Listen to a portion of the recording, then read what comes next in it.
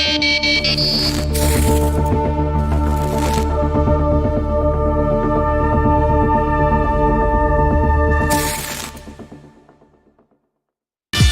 this song, I see I was wrong. To chain you down, I was the clown. I'm singing this song, I see I was wrong. To chain you down, I was the clown. I know now what you're all about. I've had the time to run out. I pray for the touch of your hand. Your love is so, so grand. Oh, baby.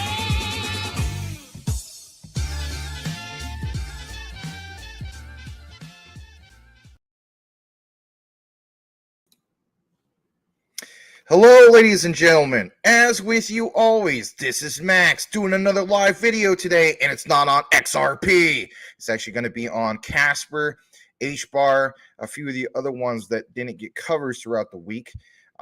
Just also give you heads up, a little bit of Nixera. We got a brief notice on LCX, and we're going to get into some other things that aren't tagged, but get the honorable mention here at CTN. Without further ado, we're going to go ahead and jump into the comments and welcome a few of you guys. Thanks for being here. Really appreciate you. We're going to start it off with the first comment of the day, and it's going to come from the one, the only, Tim Shea, who says, hey, thank you for being here, Mr. Tim Shea, the mayor of crypto, representing the 589th district of the XRP Army, the crypto commissioner, Tim Shea, who says, hey, obviously. All right. Brittany, thank you for being here as well. She says hello. She got all the stars out. Appreciate the ongoing support, Ms. Brittany. Boom. We got JC the man, Josh Cornwell the man, going like this as always. Thank you for being here, Josh Cornwell. Give him a follow over at JC the man. And on top of that, we got Crypto Homes 777 is in the house. Hello, everyone. He says, welcome back. He says he sees QNT hit 137,000 holders on Etherscan today. And the other day we did report that there was a big whale came in and bought like thousands of QNT. Man, I wish I can get thousands of QNT. A lot of us are satisfied with, maybe 100, 200 or whatever, right? Maybe we're only satisfied with 10. We all have different types of goals, but it was impressive. Why would whales be coming in and buying up QNT? Are we going to see supply shock? I think all those things are big factors. So, yeah, it's a nice little milestone to see, and I'm glad that you pointed out Mr. Crypto Homes 777. Patrick Collier's in the house. He says, yo, yo, yo. Thank you. Back at you. Also, we got the one and only Mr. Boomer Effin' Sooner. Welcome back, Mr. Boomer Effin' Sooner. Thank you, my friend, for coming back to the show. And we got the one and only Edward Vincent, a.k.a. Teddy Vinny, a.k.a. Squidward. He says, don't forget to smash the like button. Yes, thank you very much. Things are going pretty well right now. We're up to 30 people. Please smash the like. We're at 13 likes, though. But, yeah, nice to see a pretty decent turnout so far. Only about 3.5 minutes into the show. Brian Riley, welcome back. Thank you for your ongoing support. And also being a regular. I would definitely say you're part of the CTN fam at this point. Yes, good evening, gang. All right, appreciate you. Just going to welcome a few more people. GT's in the house. Oh, it's time for Old Painless Dab. Evening at everyone. Old Painless. Huh, okay. All right, welcome. And, wow, what a greeting. Well, welcome to you too, Mr. Elon Muff. And, of course, that's his own little thing to Mr. Squidward, Edward Vincent. All right. Welcome. Glad to have you, though, here, Mike Cornwell. And also Mr. Lambo's. Almost said Mr. Lambo's Elon Muff. That doesn't sound right. No. What's wrong with you, Max? It's Mr. Lambo's Crypto Talk, not Mr. Lambo's Elon Muff. But welcome nonetheless. Sorry for messing that up. Sort of. Anyway, Mr. Crypto says he's got the Cheetos, Team Elmo, ERC. Okay, welcome. You got yourself some Cheetos. Sounds actually pretty good. I haven't had no Cheetos in a while. All right. Rivers in the house. Welcome. And then right behind him is his other fellow broski, which is Blackwood. Glad to have both of you guys here. Boom. All right. We're just going to welcome a few more people. Glad everybody's kind of going through the comments. Andrew Davis is in the house. Mike is in the house. Welcome, welcome. Glad to have you here. I'll try to. I mean, it's on some other subjects that we might not cover a lot. I guess you could say one thing is you guys may consider alpha, you may not consider alpha.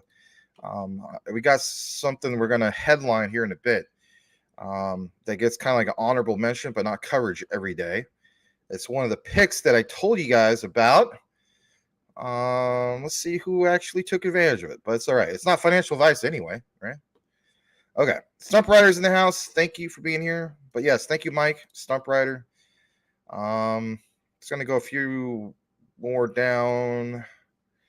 Martin Couture. Huh. Welcome. Hey, he says. Welcome. Let's welcome Martin. Okay. All right. You guys are all welcome. Let's jump into the lineup here in a bit after we welcome the one and only Mr. GF Burke. I gave you a shout out on the Jasmine video, by the way. I said that Mr. GF Burke doesn't want me to mention 1990s. I pronounced it VAIO laptops because that's just something I do. And then somebody, let me know. You shouldn't call it VAIO. You should call it VIO. So I'll try my best to, kind of do that. But yeah, welcome. Put you in the 60th theater. What the heck? All right. Tim Shea says XX has been climbing slow and steady. Nice. I'm going to report to you guys on something that went parabolic. How about that? But yeah, that's a good, Tim. I want to see all you guys' things that you're into do well. So that's good stuff. Gumte is here. Welcome back, Gumte. Boom. We also got the one and only Mr. OG Crypto, Mr. Gangster. Why don't you tell us about the days of way back? Thank you for being here as well. We're going to get in the outline here in a bit. I guess I'll read this real quick. Blackwood says, what happens when you lose your grip on the handle of a dolly and the edge falls on your foot, slicing your big toe? Oh, God. You get 4 stitches. My day went, oh, God. Yeah, man. Sorry. Hopefully, you're not in a lot of pain or something. I mean, they gave you something. Yikes. Well, I hope you feel better, man. And, at least you still have your toe, right? Or your foot or both. All right, let's use this as a bookmark on Boomer F Consumers comments. All right, we're going to get into this. So we're going to show you the overall crypto market. Some people think this part's boring. This part's not as boring as you think. Everybody wants their own project that they're into to do well and shine and all that good stuff, right? I'm going to remind you guys, please smash that like. We're at 20 likes. We need to get this out to a bigger, broader base. And in order for that to happen, you just got to do this free thing. You got to smash the like. Nobody's saying, hey, I got to have super chats and stuff like that. Although it's nice, not required. But the only thing I do kindly ask is free. Doesn't cost you anything. Unless you secretly hate me. You're like, you know what? Forget Filipino Ice Cube looking mofo up in here. He don't know Mr. OG Crypto, Mr. Gangster in real life. So if that's the case, you just like watching us. That does help the algorithm as well, but not as much as if you hit the like. So yes, let's get into that. All right. So what we got for you is some highlights. All right. So we're going to start things off. The overall crypto market is at 1.19 trillion. And then on top of that, on the 1 hour chart, nothing too interesting. 24-hour chart, Compound. You got to admit, Compound's been kind of doing some stuff, still in the top 100. Aave up 7%. So a lot of you guys are in the render. I haven't forgotten to do a deep dive about that. I know you're like, yeah, right, Max. You've been talking about it for a while. What the heck? Well, I will get into that. Hedera's up 3.5%. Nothing too oh, wow, that's just, parabolic, right? Everybody wants things parabolic, but sometimes it just doesn't work that way. All right, so 7-day chart. Because if Coochie Boy's here, he always says, Max, forget the 24-hour chart. Friend, you got to look at the 7-day chart. So here's what's going on 7-day chart. Solana, all these, other ones, Polygon. All right, so what I'm going to do is I'm going to show you guys watch list, okay? If you have a watch list like me, then you know where our Max is going with this one, all right? And I will show you what I'm talking about here. So let's show you guys this, and boom, there it is. Proof of liquidity. Did I not talk about this for a while now, guys? I did talk about this for a while. So proof of liquidity, I told you guys I felt as though that this one was going to pop off. We did see bottom. Basically speaking, it was down into like the 0.08 level. Okay. Recently went up to 0.09. Then it kind of hovered around the price that you kind of see right now for a while. Consolidation, all that stuff. But I said that, anything turns bullish, that basically speaking, that is great, especially for the KuCoin exchange, because people at some point will move their assets back to that platform for staking. And this is a pure utility token. There is zero community. Like, you can't just go on, oh yeah, man, I'm part of the POL army and I'm representing the community. Not like that. You know what I mean? So there's no community whatsoever. I mean, technically speaking, if you hold it, you're part of the unofficial community, right? Me talking about it, I guess, means I'm part of the community, but really there's no Telegram, there's no Twitter, there's nothing like that. There might be, don't quote me on this, there might be a Reddit. I forgot to look into that, but where the case be, this thing, I guess you could say, kind of went parabolic. So on the 7-day chart, up over 94%, 24-hour chart, 114%. And so anybody that took advantage of this at like 0.008, like I was talking about before, or even 0.9, right? Those roughly around the bottom, you are more than happy at this point. All right. And look at the volume, 576,000. At the height of this next bull market, I feel as though that this one is at least minimum a 60x. Okay. So some of you guys, you'll want the 100x's, the 1000x's. Obviously there's some better opportunities, but that is at minimum. Right. And so I feel as though that not only is it going to supersede the previous all-time highs, which was roughly about 65 cents a token, it could do a lot better than that, because we know that this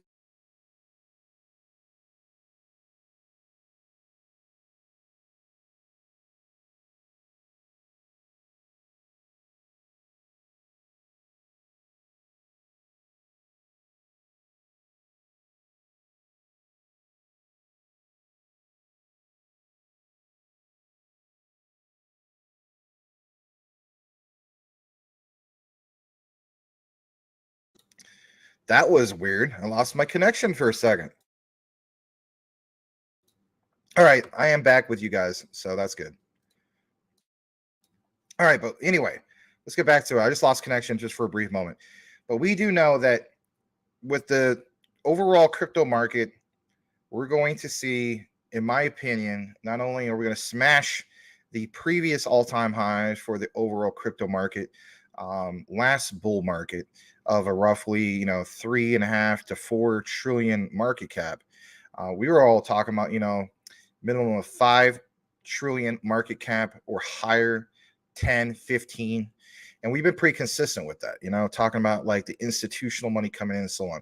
But the fact of the matter remains that at some point, staking is going to be very popular again, despite all the doom and gloom of, not your keys, not your crypto. Let's just face it, guys. People will look for a platinum or a platform to stake again. And, KuCoin will be popular in that regard. I understand here in the United States, it's like, well, Max, KuCoin won't have the spot trading and so on the 15th. Yes, but there's still a lot of other places in the world people live outside the United States. So it's still going to be a popular platform.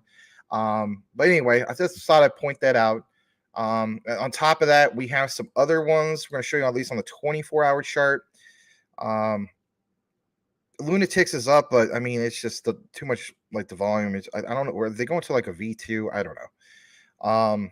All right. So XX Network does get an honorable mention for Mr. Tim Shea, up 15%, doing really well on the 24-hour chart, 19% on the 7-day chart. All right. So I thought I'd get into that. I'm just going to get back into the comments for a brief bit. I did lose my connection, but I'm back with you guys. And then from here, we'll get into our outline. All right. Appreciate you guys. So let's see where we're at on the comments. And let's see. Rub some dirt on it, get some pink tacos, and you'll be doing all right in the morning. Interesting. OG Crypto says, I was watching one of your other videos while I was watching this one. Oh, that helps. Thanks, man. All right, Blackwood. Still have my toe and it's throbbing. Took an edible, so should be okay. Well, you got to do what you got to do to fight the pain. Fight the pain that be. All right. You say hello to OG Crypto. And wow, yes, I guess that's true. All right. You sold your QN. What? Why do you got to pick just one? I don't get that. Why pick just one? All right. Well, you got to do what you got to do. Okay. All right. Let's go further down. Oh, you've been channeling your inner Mr. Dub, World Economic Forum, Mr. Klaus Schwab, Mr. Chief Buck. Boma Effensuna says, "Oh, it's real, all right. It's elusive sometimes, but it's real. My 17-year-old, 10 QNT. One of us will mock the other." All right, I gotta stop talking like that. I'm gonna lose some people. All right, you guys got some good comments, I guess, for the most part. There's some quant in the family. Yeah, that's good to know. That's good to know. All right, we're gonna get into it. So let's use this as bookmark. Let's get into our outline. And we're going to start things off, believe it or not, with XDC. So if you hold XDC, please smash that like. We're going to cover what's going on with some of the recent developments on XDC. You know me. All right. So this comes from Cryptonaire D, aka Darren Lewis Jr. We covered MLetter, right? We've done the deep dives, all that good stuff, right? I'm not the only person that talks about this. But there has been a status update. And so we're going to jump into this. And basically, like it shows right here, emulator adoption in the G7 in emerging markets. We're always talking about the G7. If we're not talking about the G7, there's also the G20. Electronic transferable records and documents. Listen to what is mentioned here, especially from Dipesh Patel, editorial director over at Trade Finance Global, and this interview with the gentleman on the left. All right, here we go. It's only about 2 minutes and 20 seconds, but it's giving you a quick gist of what's going on. And then we have a follow-up on it with an article. It's good stuff. Please smash that like. Thanks for joining us here tonight on Tuesday Night Lights, live with yours truly, Mr. Max. Here we go. Implemented and enacted MLETR or equivalent in their markets, such as, say, Bahrain. Can you see any significant use of electronic transferable records and documents? Now, of course, we are looking for applications. And we say, well, this is all good and well. We have the model law. We have the political support. We passed the law. Then what? Yeah. And then we got to take advantage of it. And I know that in Bahrain, there was an effort to use electronic checks. Now, this is interesting because, for instance, in continental Europe, some countries like Germany, there's no check at all. So this is teaching us that each country has its own needs. And what was done there is that the solution was developed at the level at the national level by a commercial company that is actually a consortium of all the banks. So all the banks, all the retail banks, in this case, commercial banks, that wanted to take advantage of this, could participate in this effort and could offer to their clients this application. And this was actually very successful. I understand that hundreds of thousands of electronic checks have already been issued, and these are electronic checks which are fully negotiable. And they are important in the local market because some people don't have bank accounts, for instance, immigrant workers. Yeah. So there is also a social element to it. So in a way, this was a big lesson learned for me, because when we were preparing Melita, we thought checks, at the end of the day, checks are important, say, in the US. But in Europe, well, we give a payment order and, we do a wire transfer or something like that. And so we didn't think the check would be the document where the revolution would start from. And then, comes a developing country with a different, slightly different legal system, with and with an actual need. And then there we go. We have the first killer app.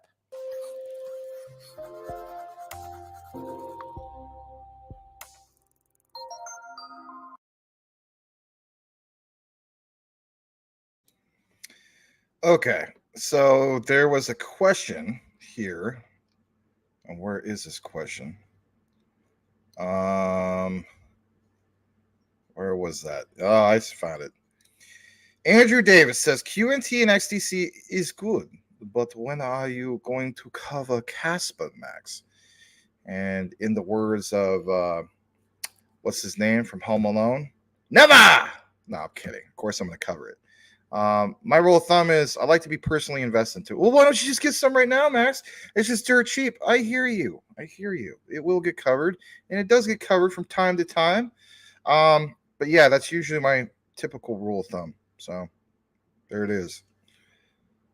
May not get the coverage every day that you want, but it does get the honorable coverage.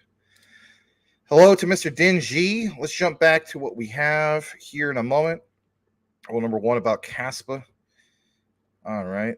Let me ask you something, Burke. Do you have that way of spelling Casper like on speed dial or something? Or do you have like a notepad where you have it typed and you just copy and paste it? I don't know. But that's pretty cool how you type it in like that. Welcome back to Ahmed. And of course, Dingy.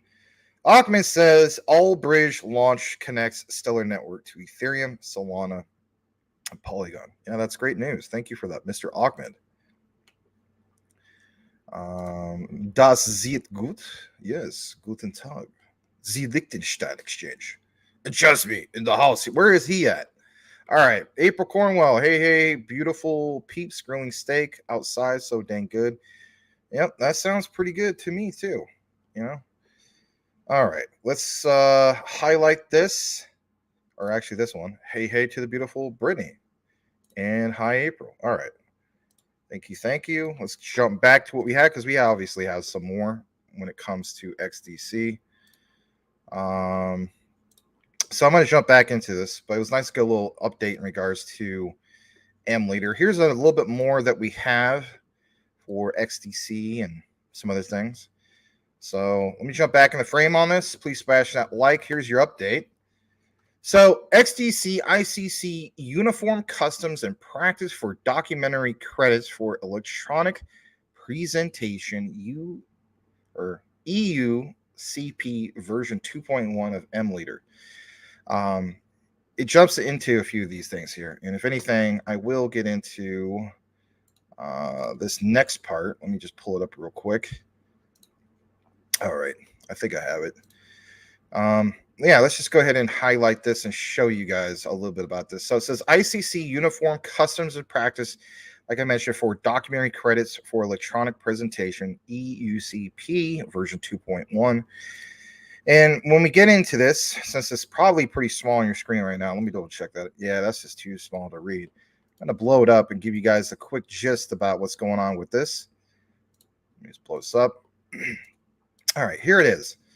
So if you've been following why the trade industry is such a big deal, especially when it comes to XDC, you might want to pay attention to a few of the things that are basically depicted here. I won't read all of it, but I am going to get into some of the main things. So the E-rules have been intentionally, developed with version numbers in order that they can be updated regularly without impacting upon other existing ICC rules, thereby reducing the time required to develop any potential identified revision.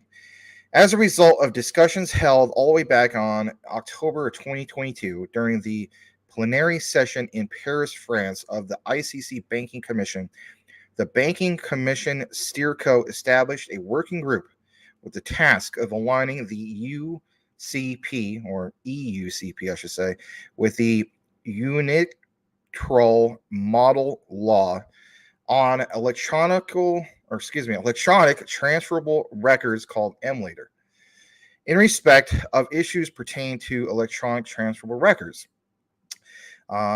This part, I know it sounds like it's a lot of verbatim, but we're going to get jumped down to some of these other parts. But it says it's very important to note that this was not a revision or an update of the EUCP. I've been reading too much today. It was solely in alignment with MLeader with respect to electronic transferable records. But I want to jump down to this part, right?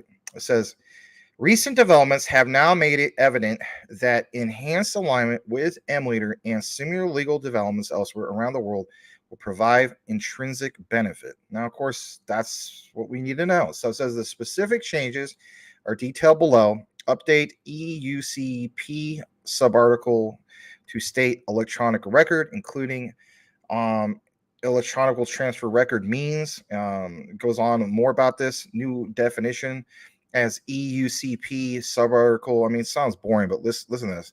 Electronic transfer record means an electronic record that contains the information that would be required in the equivalent paper document, such as a negotiable bill of lading or an assignable insurance document. Shows you some of those references, but says, in addition, a supplement to the rules providing recommendations for, and here's the juicy stuff, SWIFT MT700 field requirements in respect of a credit subject to the EUCP version 2.1 will be shared alongside the rules. I'm going to get into some of the good stuff with that here in a bit. The content of the e-rules will be continually monitored in order to ensure applicability. The support of trade practitioners will be an essential element moving forward. These rules provide many benefits in advancing the documentary credit in a digital environment and ensuring the continued relevance of this valuable instrument in mitigating trade risk. So, what does that mean for you? At the end of the day, if you remember right, ISO 222 went live on March 20th. We didn't really see much price action when it came to XRP and Stellar and so on, but we definitely saw some price action in regards to what? XDC. People have questioned some of this due to the terminology and so on. Here's a perfect example of how, for instance, this is tied into like, MLeader and so on. Even with honorable mention of SWIFT and whatnot, you better believe that XDC plays a key role in some of this. Now, jumping back, I'm going to show you a little bit more why this is, I guess you could say, worth paying attention to. So let me jump into this for a second. And if anything, here is the reference to the ICC site. And it mentions that the ICC guide to Incoterms 2020 provides answers to the most and recurring questions that will be asked about Incoterms and the rules and so on. At the end of the day, they updated these terms, right? They have handbooks on transport and all sorts of different types of guides, but they have incorporated, if you will, some of these things in regards to blockchain and whatnot into some of these guides and given updates. You even saw some of the nitty-gritty terms as far as like SWIFT, you name it. In the past, we even saw, for instance, was it ISO 222? We understand that, it doesn't just apply to XRP and Stellar and a few other tokens that were invested in. You better believe it has to do with the trade industry as well. So I thought I'd give you guys that little brief update. It doesn't seem like it's a lot, but with what was mentioned, especially from that little interview, you have an idea now of how the uniform customs and practice for documentary credits for electronic presentation, this update for version 2.1 and MLeader all comes together, especially with trade tech, electronic records, paper, what they call paperless trade and so on. So it's not that much of a major update, but it does give you a little bit of a gist of what's going on. All right, now we're going to jump into a big announcement from Alliance Block. This one is kind of brief. It's from Rashid Ajaja. Okay, he's the CEO, founder, of course, of Alliance Block. And on this one, this was mentioned on was it 8:22 today, 8:22 a.m. today. This is just a 1 minute long announcement, but I'll give you guys the quick gist of what's mentioned here. So there is a recent interview, and let me come into, okay, I was double checking some settings, making sure I wasn't muted. All right. But yes, there was a recent interview. Alliance Block's founder and CEO, Ajaja, or Rashid Ajaja, who could be found or followed at, Ajaja Rashid, same thing, touched upon Alliance Block's transition to a DAO. A proposal has recently been approved by Elon's block DAO. Discover AB-Nixera-2 below. He himself, as in Rashida Jaja, is going to give us a little update on it. And guess who was also featured with him? All right, the one and only Tokenizer. Very cool stuff. And of course, we've had Tokenizer on the show before. We'll have to have him, here as a guest again. But yeah, it says, the biggest learning from this period. And, we're not going to play the whole thing, but it's going to give you the quick 1-minute gist. And then let's face it, it's a nice Alliance block Nixera update. So smash that like for some Nixera if you still hold it, believe in it, like myself. Here we go. The biggest learning from this period. So I would say now that we have spent, we started in a bear market Alliance block, we saw bull market, we did another bear market, another bull market, we saw bear market, we saw hug, so we can say that we have seen everything. But actually, this accelerates our roadmap a lot because we have, of course, deleted some of the 150 million tokens that was basically deleted, which reduced to 850 million. This helped us actually to create a DAO, which is a huge acceleration for us because now we have the first proposal, which is really amazing. We have lots of people basically voting for the data channel, and we have more proposals that are coming. So this is really the switch between the Alliance block as a company, as a foundation, into really a decentralized organic autonomous organization, which is really perfect because we have been speaking this since the beginning, but now we are actually achieving this. The biggest learning. All right, glad to share that with you guys. I'm going to turn it over to the comment section, and let me see where we're at real quick. All right, the next one we're going to get into some LCX, but I do want to recognize the super chat that came through. But before I do so, because I will end up losing it, I want to welcome the one and only XXI Gaming. Thank you for being here, Mr. XXI Gaming. What's good, everybody? Yes. And anyone who has some Wagme games knows the jumps. Never noticed. I never got into that. All right. So let's also welcome Miguel. And what is this? Okay. I see what you're saying. All right. Glad to have you here, Miguel. Also, Green Homes NYC apartment videos. All right. Here's the super chat. Actually, before I get into that, any news of the algo and the lawsuits? I will bring that up. I haven't had a chance to properly 100% read it, research it, but Tim Shea did bring some things up to my attention, so we can address a few things. But I want to thank Mr. Elon Muff, who has a $2 super chat, and he says 13,000 subs. Yeah, that happened about 2 or 3 days ago, I think it was. I don't know if it was on Friday or Saturday, but yeah, it was pretty cool stuff. Glad to see our new milestone. Appreciate that. Thank you. And thanks for the $2 super chat. All right. Burke says he made good money on ALBT. He's done. He's out. Done. All right. ALBT is done. It's now Nixera. Very, very true. And kept a 100x bag. Good for you, man. That's awesome. Michael Cornwall says, I haven't checked in on a second, but it seems that Rio has been coming back and another big deal. Very good. Very good. I'll have to read up more about that then and maybe report on it tomorrow. Yeah, I still got it, but I didn't get out. All right. Michael Cornwell says he was buying in on the way down and got a nice bag for cheap. You did. I remember you saying about that. All right, Dingy, thank you for the 279 Canadian super chat. He says we need more of that floating head magic trick. Oh, geez. Yeah, everybody loves the floating head. I'll try to, I don't know, when I get more cleaned up because, I don't know, I just don't like the gray.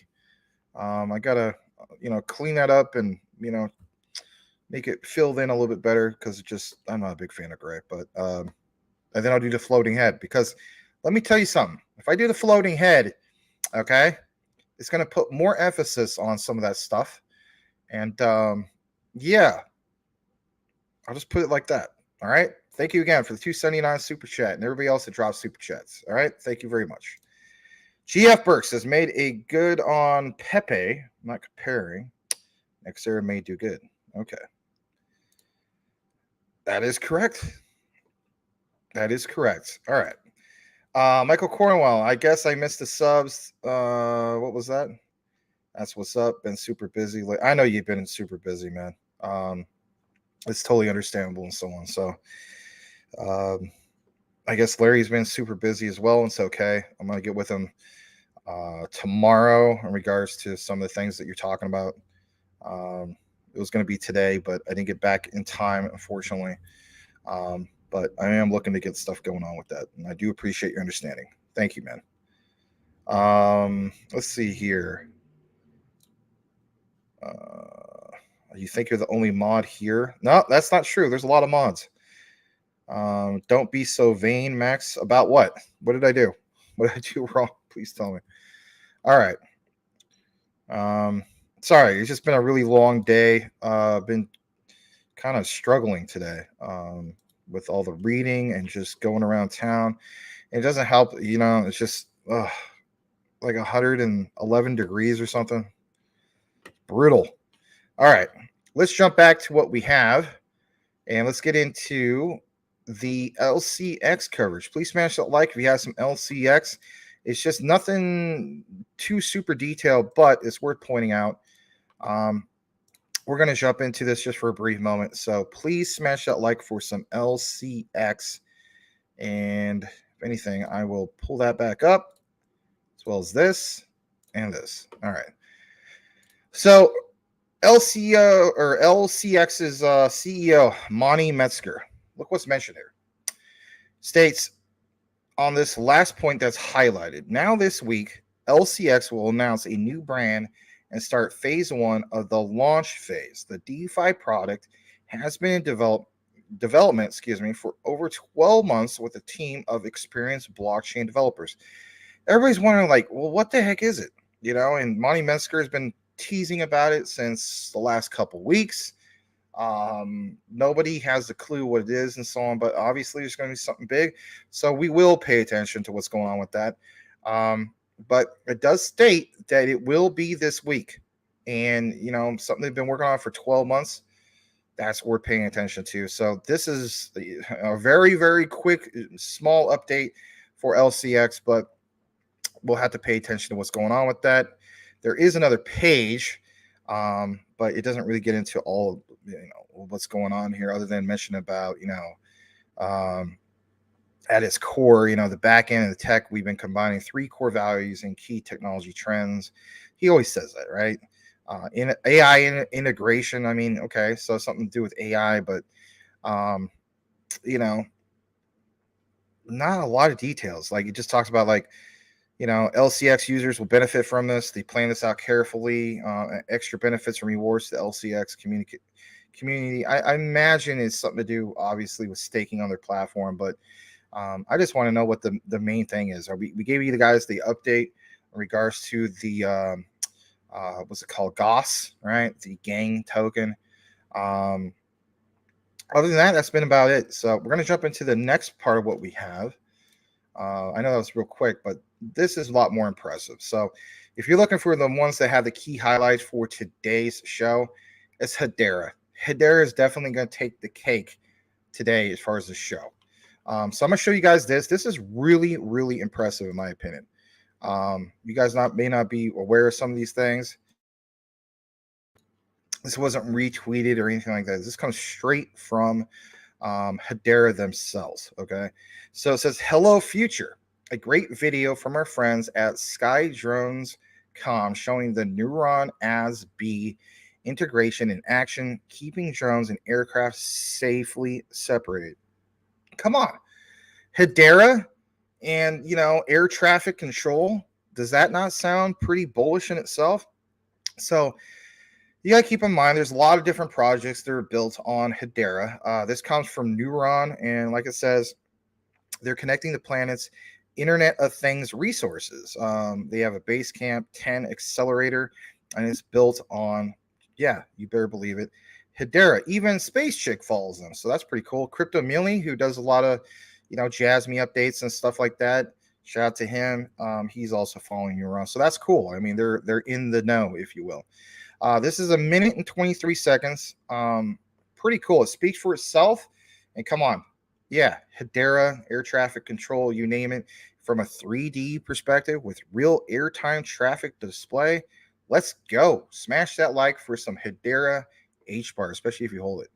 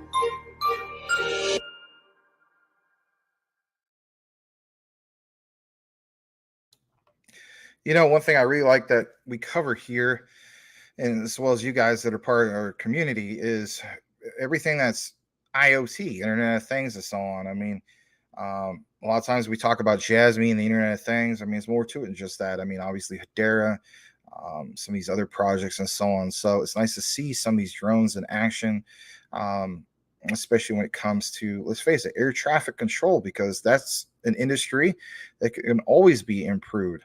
All right, a little bit more of what we have in regards to some Hedera. Was glad, of course, share that with you. And on top of that, we're going to jump into this other thing that's also retweeted and shared about Mtech, which is a project built on Hedera. Let's jump into that for a brief moment. And here it basically is. We have talked about Mtech in the past. I wouldn't say I did like a deep dive, but I did do some news coverage that made it into the recorded section about Mtech. So here it is. Here's Mtech. And basically speaking, they have an update. It states that their partnership with Hedera Hashgraph allows Mtech to develop enterprise-grade, highly performant, secure, and energy-efficient CBDC product for sustainability. Like I mentioned earlier this week, I said, it's a given that this week, I'd probably say if you had to pick one key topic for the highlight of the week, whether people are on board with it or not, it is what, guys? It's CBDCs.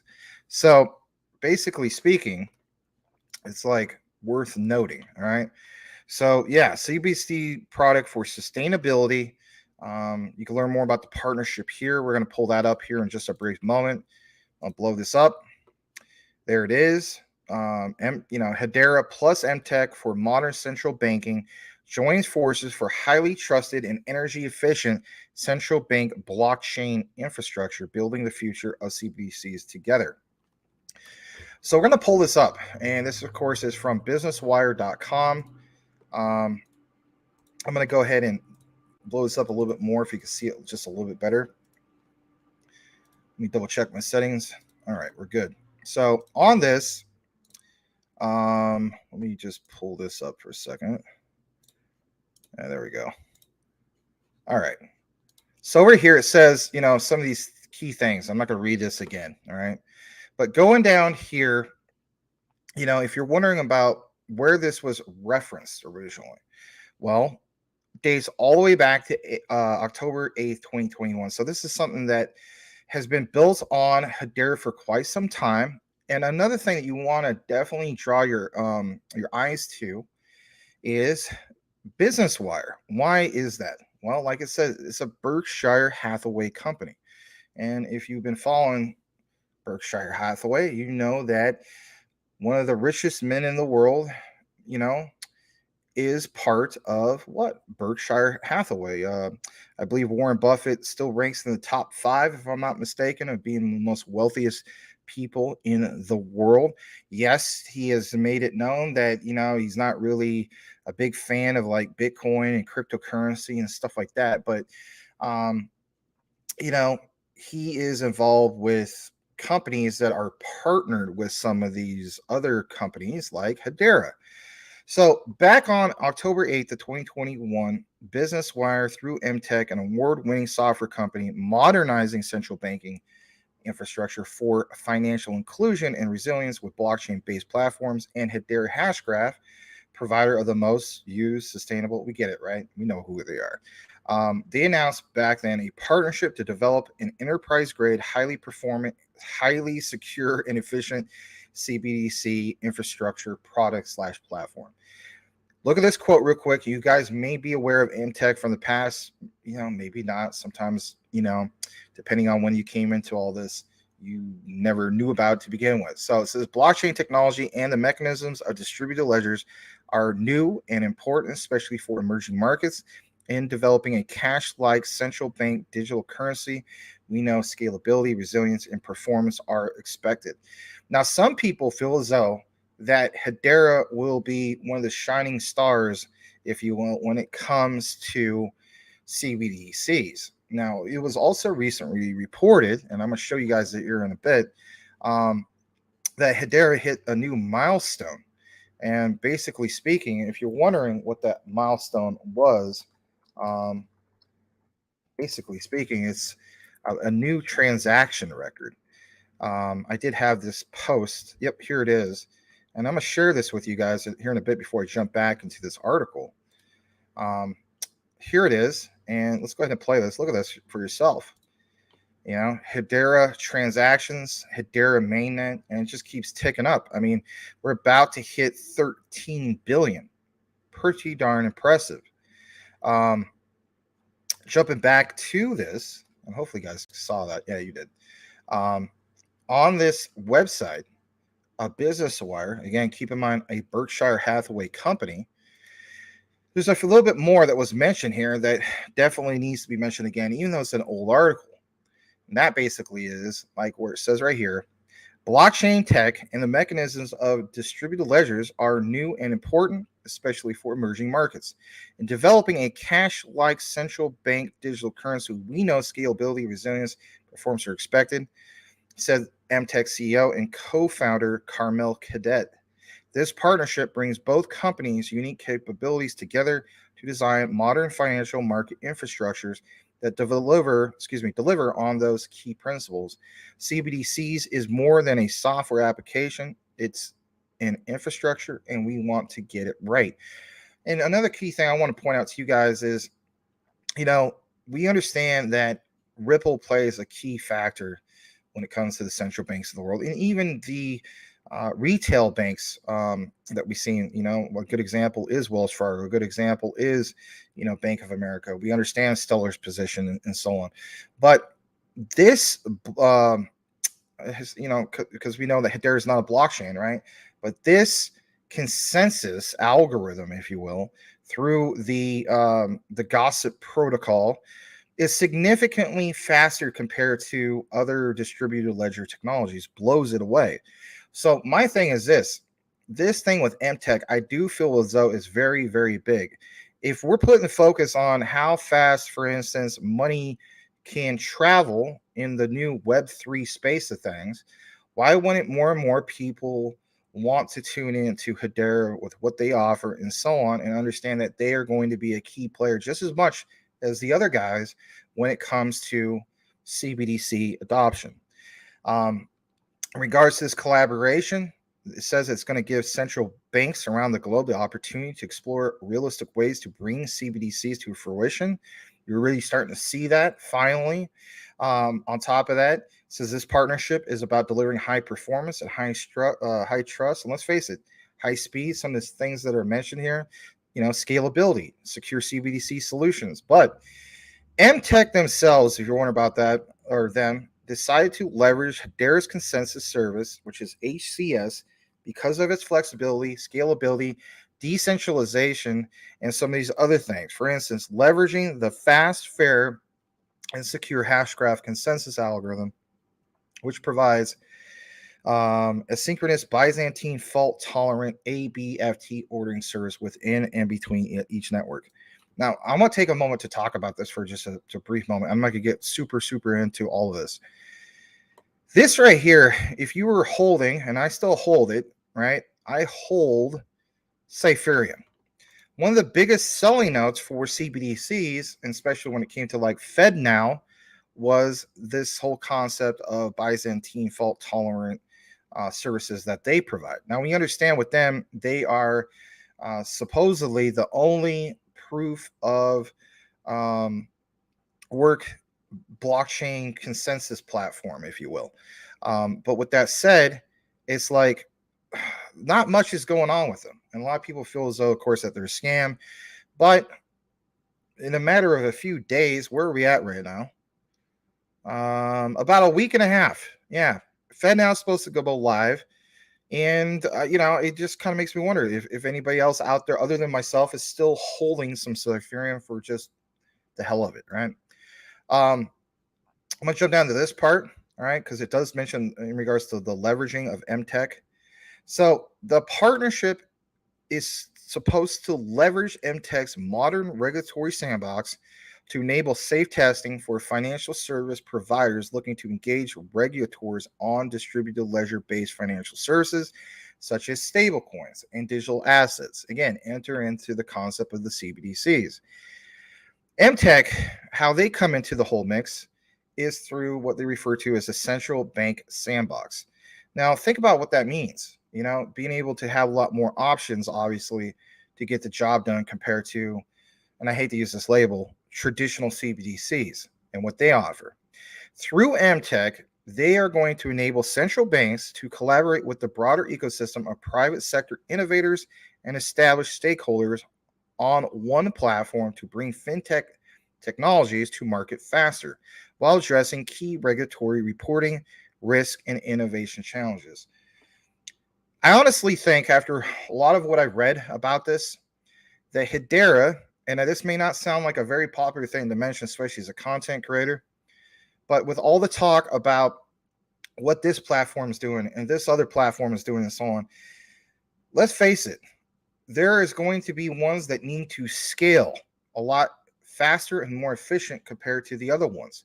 Could Hedera be one that just simply didn't get enough, and let's face it, guys, the press coverage about some of the collaborations with their CBDC technologies and so on that they have, for instance, with Mtech? I think that very well could be the case. Now, we understand that when it comes to the position of CBDCs, and especially FedNow, it is kind of like two different stories. But watch this. In regards to Hedera, it states specifically that they're going to be able to scale compared to, I guess you could say, the competitors, and they don't want to really call themselves that, a lot more, making it so it's more possible or here sooner with the ultra fast transaction speeds. I mean, let's face it, that's significantly different. Even with Ripple's XRP, I mean, I think we saw 1,500 TPS. This thing blows it out of the water, right? Even with the finality in seconds, and we understand there's finality in about 3 seconds with Ripple. But Mtech Sandbox platform will offer the Hedera Token Service (HTS) and the Hedera Consensus Service (HCS) for various innovators once launched. So even though we have this tech, it doesn't dismiss what the actual token can offer, especially when it comes to, collaborating with, Hedera and Mtech and so on. It goes on to mention that Mtech recently named Central Banking Journal 2021, obviously not too recent, and FinTech and RegTech Finnovator, what a weird name, of the year for its modern central bank sandbox platform. So here's one of the things I want to mention to you guys. We always talk about, obviously, overage ledger and so on with QNT, and how that's an enterprise grade distributed ledger technology platform, right? Big stuff. But enter in, for instance, this particular platform, who is obviously a Berkshire Hathaway company, and this quote unquote partnership or slash collaboration with Hedera. I don't understand why not many more people are talking about some of this stuff. And to close things out, because I don't want to put all the focus on this, if you're wondering what they got going on just on the surface, it shows you this a little bit of what's going on here. And basically speaking, it states that these solutions address the demand. Think about this for a second. The demand of financial inclusion and financial market resilience, in addition to Hedera Hashgraph, recent Mtech partners, which includes, because you're always seeing Ripple and all the other competitors having like, this bank of this country and so on. Hedera gets honorable mentions through Mtech. And here they are: Bank of Ghana, Central Bank of the Bahamas, and YPay Caribbean. Key regions, basically, is just that, around the Caribbean areas, right? And that's not too far away from even our offshore areas and so on. Back in 2021, the CEO, Carmel Cadet, provided testimony about digitizing the US dollar with blockchain tech to the United States House of Representatives. The company was founded in 2019 and is, of course, based in New York, which we know is very anti-crypto. So my thing is this: we're going to continue to follow this and so on. I don't know. I just don't think we should dismiss this. I mean, don't get me wrong. There's so much focus of Ripple and Stellar and, even QNT. I mean, they've really been killing it, but we're going to have to see what's going on with this Mtech thing. I think Mtech is the biggest thing to get the job done as far as the Hedera connection. All right.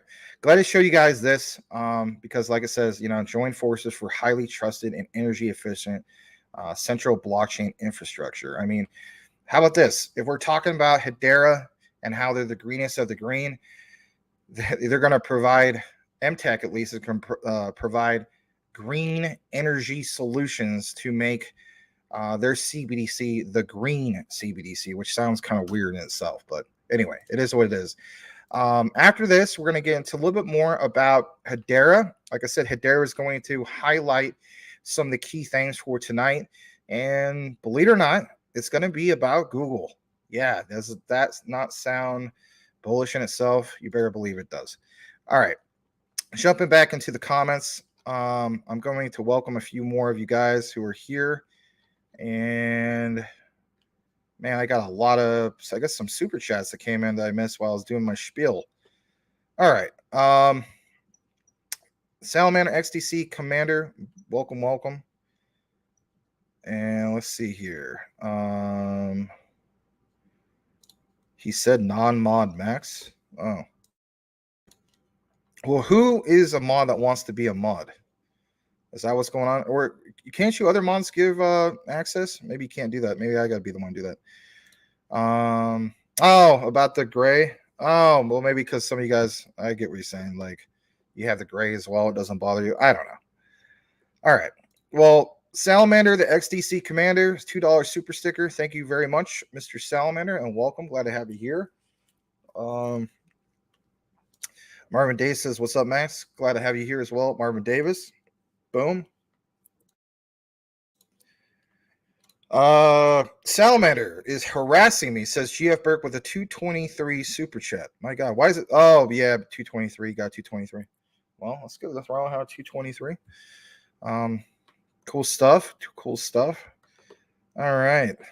Thank you so much for the super chat. GF Burke, if you want to be a mod, you could be a mod. I mean, I think you more than earned it. I just couldn't remember if that was something that other mods could just grant you that, or if I have to actually go on YouTube and then click on your name and add it for you. We'll double check about that. All right. Thank you again for the 223. Dingy doesn't have quant. I know you're not big on quant, and that's okay. I mean, you know, at the end of the day, it's not financial advice. I'm not telling anybody to do anything. It's provide news and updates and education. You guys got to make that choice for yourself. Please don't sue me. No, I'm kidding. Actually, I'm not kidding about being sued. Anyway. All right. Let's read a few more of what we have here. You're XLM. I'm at 75%. My 17-year-old could shoot that down. All right. All right, let's see what else we got up in here. I think we also saw Fat Juice. I haven't seen that guy in a while. Shout out to Rand and his Fat Juice and his Mud Butt. All right. OG Crypto. He sounds extremely evil like Klaus Schwab. The Liechtenstein Exchange. Yeah, that guy. I know you're talking about from the XDC video. Mm-hmm. Yeah, that'd be nice. That'd be nice. No ish. It's BS about XRP. Avocado toast. That sounds good. I like avocado on a saltine cracker with a little bit of salt on the avocado. I sold my wife for cash. Don't be jelly. Oh, geez. You know what? When I was teaching, you know what the kids would say? You know, they would go to each other. They'd be like, "Are you peanut butter?" It was so stupid. And, you know, these kids are sweet. Some of them are not too sweet. But anyway, they go to each other and they'd be like, "Are you peanut butter, bro?" And this is when it first started, right? And then the other guy would look at him like dumbfounded, like, "What do you mean? You sound stupid."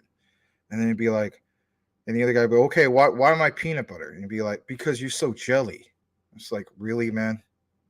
That's where a generation's going right now. Anyway. All right, Dingy, if he gets rich, he's gonna do a Lipa my second wife. Oh, okay. Well, nice.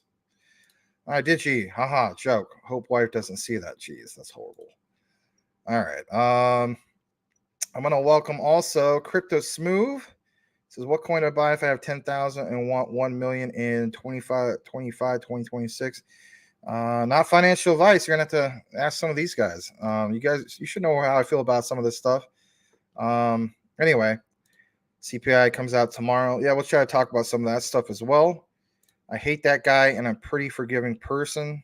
I must have missed that comment. Maybe talking about Gensler. All right, let's welcome the one, the only, Mr. Selmo Fudd. He says, Crypto Talk Now. Thank you for being here, Mr. Selmo Fudd. I don't have a ring to put on, which is fine.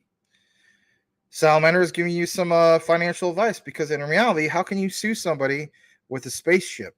All right, it's kind of like Cool Cat Crypto. You know, we can say, I'm gonna talk to my lawyer and we're gonna go after this guy that wrecked me. In reality, none of this stuff is gonna wreck you, in my opinion. But you know, don't sue me either. But Salamander, the Salamander in space, aka Salamander, the XDC commander, says he would buy XRP, XDC, XLM, Quant, and Jasmine. I mean, 3, 4, 5. There, boom. Top 5 right there, right?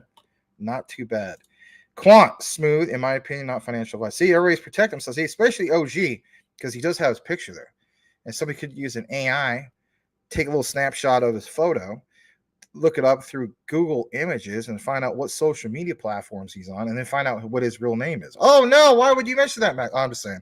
People do that. All right, let's go further down. It would be kind of funny if there was no social media and just came to like a page and basically says, "Welcome to the page of Mr. OG Crypto, Mr. Gangsta." And I was just like, "Oh crap, how am I going to sue a guy just named Mr. Gangsta?" All right, let's read this from Wayne's side. Is BlackRock going to be approved for an ETF? And so, what's the effect? The effect is huge. If you want to talk about FOMO, right? Lots and lots of FOMO, just right on the surface. It's big stuff because, for one, even at 10% of their assets, right? So they have 9 trillion. Okay, I would have to add Fidelity. Let's add Fidelity to the mix, right? Because this is a good example, for math purposes. Fidelity and BlackRock combined, if you just take, if you took all their assets, that's 10 trillion. Obviously, they're not putting all 10 trillion of what they have in assets to be tokenized. But if you just took 10% of it and tokenized it and so on, that represents a little over 1 trillion. Okay, I'm just lowballing it. I mean, some people feel as though, well, you could do like at least half. I get it. But you know what? I like to be a realist. So let's just, let's just put it at 10%. That in itself adds over 1 trillion to the overall crypto market. Combine that with supply and demand and a bull market and so on, you can see where this is going to go. It's absolutely massive. It's huge. They're only denied once on the application, and I think it was back in 2014. So in reality, it's looking very, very bullish. Welcome to Mr. Wainside. That is something you're gonna have to ask somebody else, maybe like Coochie Boy on that, because I'm not into either one of those, but that's okay. All right, going further down, we got another super chat. Sorry, I missed that. A 589 super chat at 7:16 p.m. So I only missed it by 4 minutes, so not too bad. Comes from Salamander, the XTC commander. And that is this XRP, XTC, XLM, Quant, Jasmine, Casper, excuse me. The New England clam chowder version of Casper. HBAR, Algo, and LCX. Thank you so much for the 589 super chat, Mr. Salamander, XTC commander. Boom. Rayan is not here. Is he really here? Or are you just joking around? I'm going through the list. I don't see no Rayan. That'd be kind of cool if he was. I miss that guy. He's a good guy. All right. All great stuff, Salamander. Just no Cosmos, but great stuff. Yeah, Cosmos is good too. An investor place feels, and they felt this way for a while, they feel very, very strong on Cosmos. So there you have it. Here's the one and only Mr. B. Ricky. Welcome to Mr. B. Ricky. GF Burke says he needs to go to Los Betos. Lady with my son in ICU. Oh no. He's stable anyway. Need food. Oh, well, I hope everything goes well, man. Jeez. You're probably gone by now. All right. B. Ricky says, my boss told me today I'm wasting my money in crypto. I know he doesn't want me to better off than him. Yeah, you know how many people say that? You know how many people told me even before I made what I made in 2021? There's always going to be people out there that just like, did all these people research as much as you did? Did all these people research as much as we did? How about this? When some of these people want to talk crap about, don't waste your money in crypto, instead of, just saying, well, it's going to do well just because, right? Because, I mean, if anything, that kind of sounds silly. Before you get in any type of argument with them, because sometimes it's just not worth getting an argument with anybody that doesn't understand the stuff, just ask them a couple of basic questions. Can you tell me what blockchain is? And if they look at you dumbfounded and they don't know what it is, maybe you just end the whole conversation there.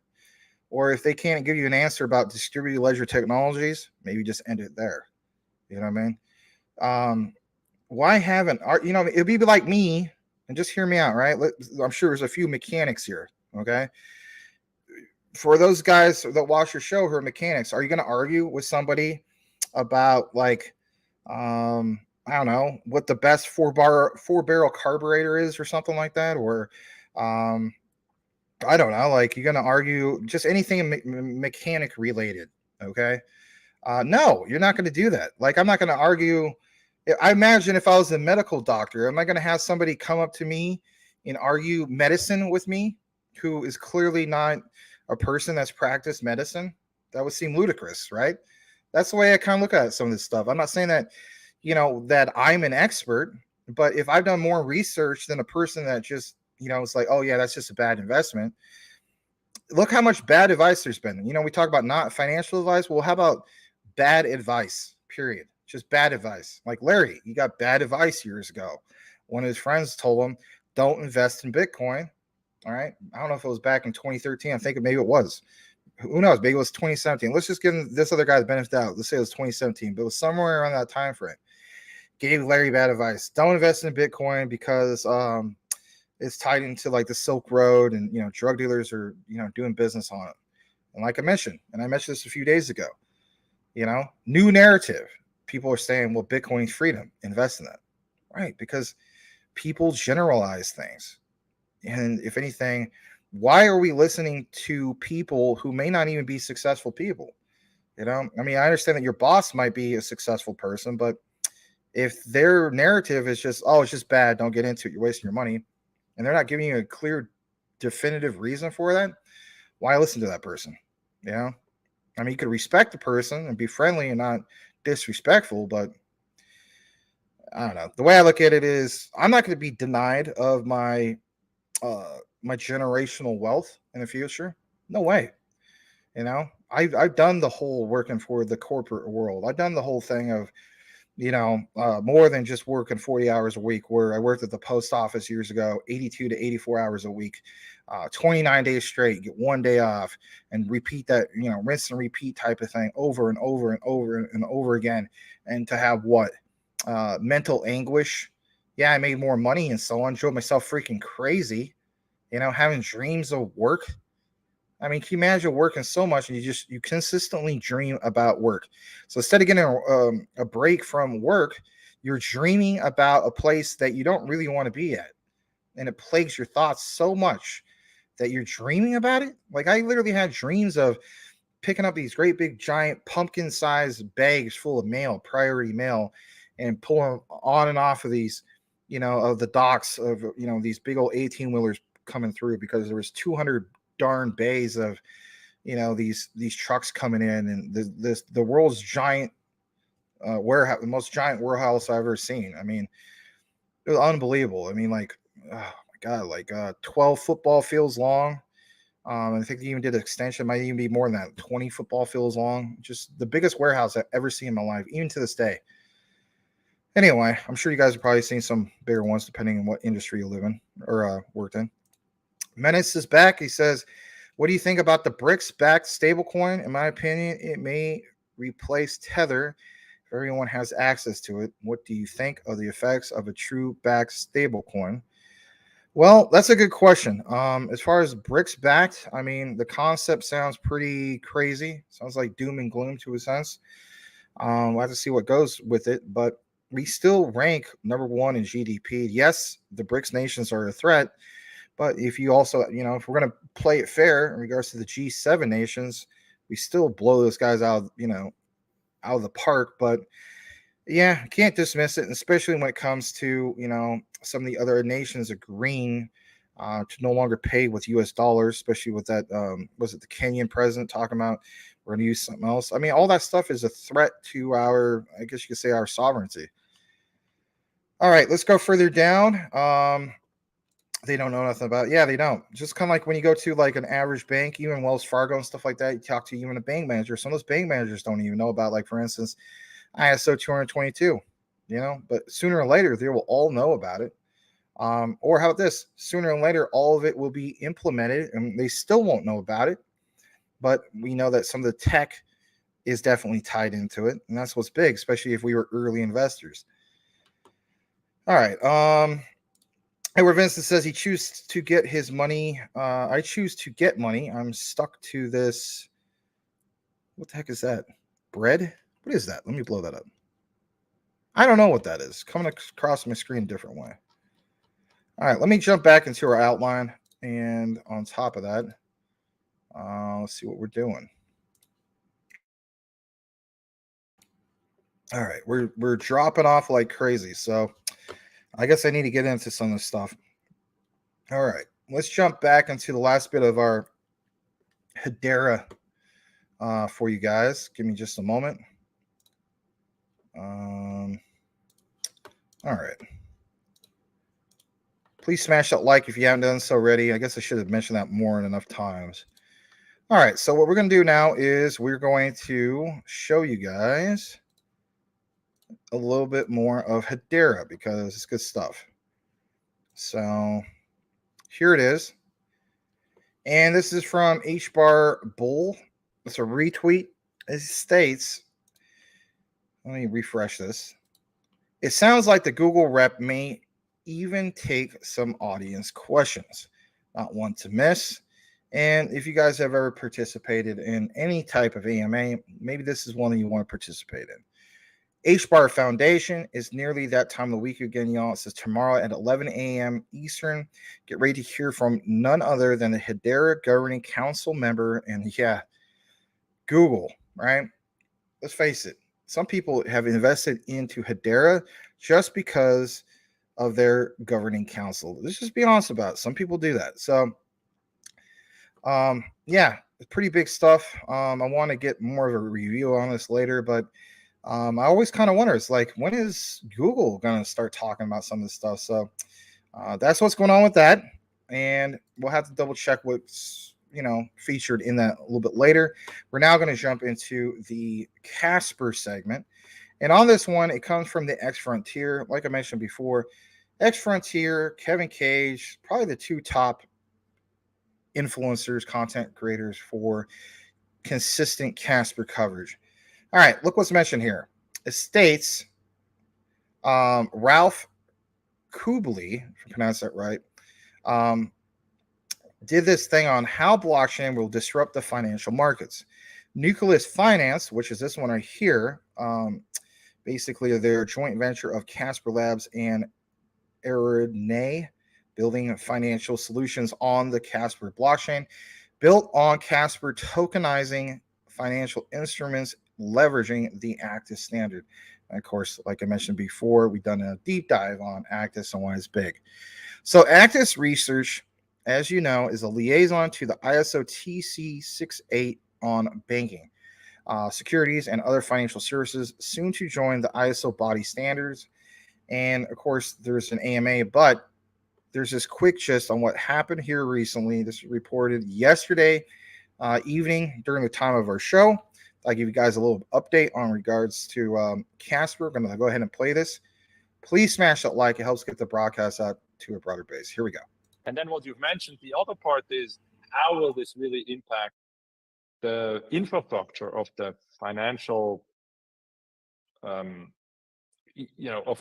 the financial system overall? And I would argue, as you argue as well, it's going to be quite profound and significant, right? Right. Absolutely.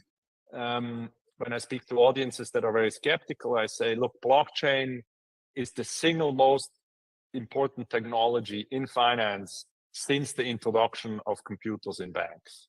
Nice. And what it should be not mistaken is, finance is not payments. There's people that understand that very well, and we're working with these investment banks. Finance is the exchange of cash over time, right? I give you money today and you give me money back, whatever we agree. That's finance. And that is slightly more complex to solve, in a decentralized environment than a payment, right? But if your security that you're delivering, if that contains cash flows and you do not have that in a machine readable or machine executable form that is standardized, then you're gaining nothing. Then you just solved one problem, which is a big problem, I agree. But as soon as you move away from the cash-like instruments and you move to cash, to any kind of ABS, any kind of MBS, CMBS or MBS environments, instruments, we are back to 2008. If you don't have a more efficient way of understanding the cash flows that occur and occurred and will occur in this instrument, nobody will switch to this new settlement environment because the efficiency on the price discovery and the security on the D side, on the delivery side, is not given, right?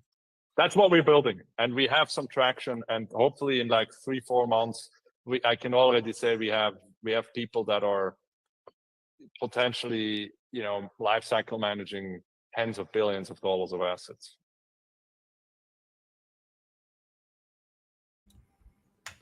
Okay, so glad to share that. I'm going to show a little bit more of what we have for you guys. Let me double check some settings. All right. So I am going to show you guys just a tad bit more in regards to Casper. This comes again from X Frontier. It's kind of a retweet, if you will. So it says, the Casper token is full of utility, which of course drives demand. We know some of this stuff. Let me come back in the frame. A little bit more in regards to this. Casper CEO Mineral Monohar on the subscription model approach, rolling out in Casper 2.0. Casper token is required. I mean, think about it. If it wasn't required, what's the whole point of, these tokens having their quote unquote utility if the utility is not used? Easy use, more adoption, more use cases, more computation equals demand for the Casper token. At the end of the day, if your cryptocurrency has no supply and demand, then what do you have? You have a meme token that just kind of somehow pumps out of nowhere. We want some sustainability. So check this out right here. And of course, this is from X Frontier. It says, Casper always is required for computation. 2.0 makes this process seamless. It makes adoption easier and more consistent with what businesses are used to. Will result in more overall usage. I want to tell you guys something real quick, right? And I'm going to go kind of off kilter here for a moment. Not a lot of people watching tonight, and that's okay. But I just want to mention this. Anybody who actually is currently watching, I'm sure this is a consistent complaint because it has been brought up to me even by friends.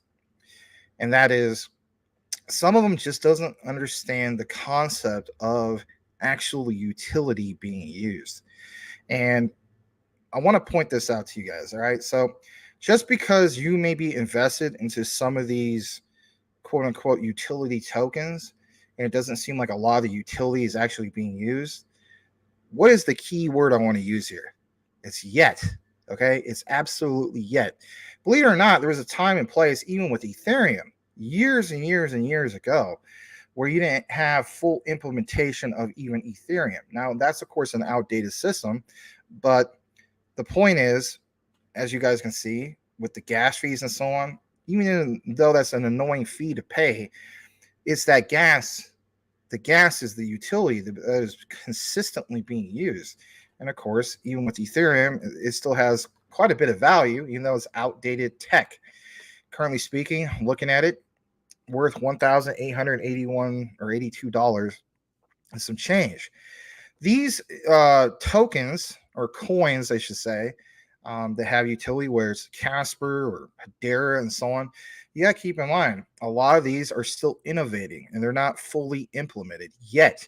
But we will get to the point where we are at the yet stage where, you know what, everything has been implemented and so on. And now these tokens or coins can thrive because the utility is actually being fully used or fully implemented. Why would you want to invest in something, at least in my opinion, when there's full implementation? By that point, in my opinion, it's too late. But as we know, that's where people FOMO in and so on. For me, I'd rather be part of that accumulation phase. So let's jump back into this for just a brief moment. I'm going to turn a few things back on because I kind of like them to be on. There we go. All right. So yes, 2.0 makes this process seamless and makes adoption easier and more consistent with what businesses are used to. Will result in more overall usage. Usage of what though? The actual coin, the token, right? This question: who is buying the token on, for instance, the back end? It just means you can create an easy fiat-based mechanic to acquire gas for computation.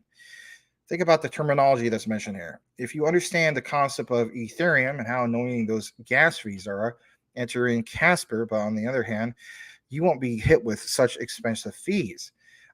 If anything, increases usage of the underlying protocol. The full feature details will be shared soon. Very exciting. I mean, it's updates in regards to Casper 2.0. All right. To show you guys just a little bit more in regards to our coverage, I am now going to jump into this segment. And before I do so, I thought I'd give you a little teaser about this because a lot of people have misinformation when it comes to AI, and they feel as though it is kind of like, Skynet is for real and it's going to take over. So this is kind of a fun little segment that I thought I would get into here in a bit, but I'm going to read some comments and then I'm going to jump back into the outline. All right, so let's go further down. Glad everybody's saying hello to Somo Fudd. Eddie T's back. I haven't seen you in a while, Eddie T. Good to see you. Always appreciate you. Smash that like and sub. Haters will always hate. That's true. Like, some haters just don't want to see you succeed. They just want to be jerks about it. All right, Wayne side. Boomer effing sooner. I felt you earlier on Austin and Zach live. Nice. Uh-oh, something happened over there. All right. Pull up Dan Pena and let him tell them the real deal. Yeah, that's all going to zero. Man, I'm glad you guys remember that outline because it made perfect sense. Like, it's a shakeout if you think about it. Like, he kind of unofficially represents the best interest of the shakeout. All right, there's a reason why BlackRock and Fidelity is getting into crypto. They must know something. And they only represent 2 institutions of the big players. It's like, those 2, just 10% of what their total assets are worth. That's, the total is 10 trillion combined. And yeah, I mean, even at 10%, which is lowball, you guys know that. That would bring in almost double, not quite double, but almost double what our current overall market cap would be. Combine that in the future with some other institutions coming in, and they will come in. It's pretty big stuff. All right. What did you tell him? You told your boss that you're so tired of paycheck to paycheck. I want a life. Yeah, I can't blame you. That's good, man. That's good. Just, got to finish the race, the marathon. A lot of people quit that marathon, unfortunately, but we'll see what happens. Crypto Smooth. That was my mistake years ago, listening to others telling me not to buy BTC. So I bought some BTC back in 2016. Not a full BTC, though. But I sat on it. And then back in 2021, woke up to a nice amount, in which basically I used that for my entry into Shiba Inu. I was like, I got to raise some capital. I could have used some, obviously, from Dogecoin, for instance, the 300 that became 22K. Lucked out on that. But at the same time, I was like, I got to find some other capital to raise. And I was like, oh, yeah, Coinbase. Let me check on my Bitcoin that I let sit there for a few years. And that really worked out, because from there, turned that amount into about 8K. And then, from there, rode that almost all the way up to the all-time highs. A little bit off, but, glad that I listened to my gut and not, no offense to some of these influencers. They're like, yeah, I never sold a single dime. It's like, well, what are you doing then? But yeah, you guys know the story, 8K to 88K. But in order to do that with my SHIB, I had to take some of that Bitcoin from my Coinbase account. So, but yeah, I never got into altcoins until early 2021. We all have different stories. All right, let's go further down. Boomer says this is what happened with the Austin Hilton and Zach Humphreys, I guess, live stream. You talked about all these Shibarian burns, but fails to state just how much is going to burn. 7 cents per transaction. Did they even? Can I at least ask you this? Did they acknowledge your comments, or they skip right over them? Maybe you did a super chat in which they felt like they did. I don't know. I kind of wonder about that. All right. Speaking of Austin, what happened to young Austin? His YouTube is nothing but eating food now. Huh. Well, his channel was originally ASMR style stuff. So, all right, OG Crypto. Yeah, Boomer, I think it's going off the deep end. All right, let's see here. OG Crypto also says the site seems to be down yet again. Yeah, take a look at the NFT you got. In regards to MMEI. Interesting. All right. Wayne said, any Crow family in the house? You're looking at it, man. Crow is my 3rd top performer of 2021. Number 1 top performer was SHIB. Number 2 was Doge. Number 3 was Crow. 1,700 became 10K, a little over 10K. Should say exactly 10K. But yeah, I still have Crow. I've DCA'd into it a few times. I still do staking. But yeah, I am definitely part of the Crow family. All right, let's see here. I just don't talk about as much as the next thing.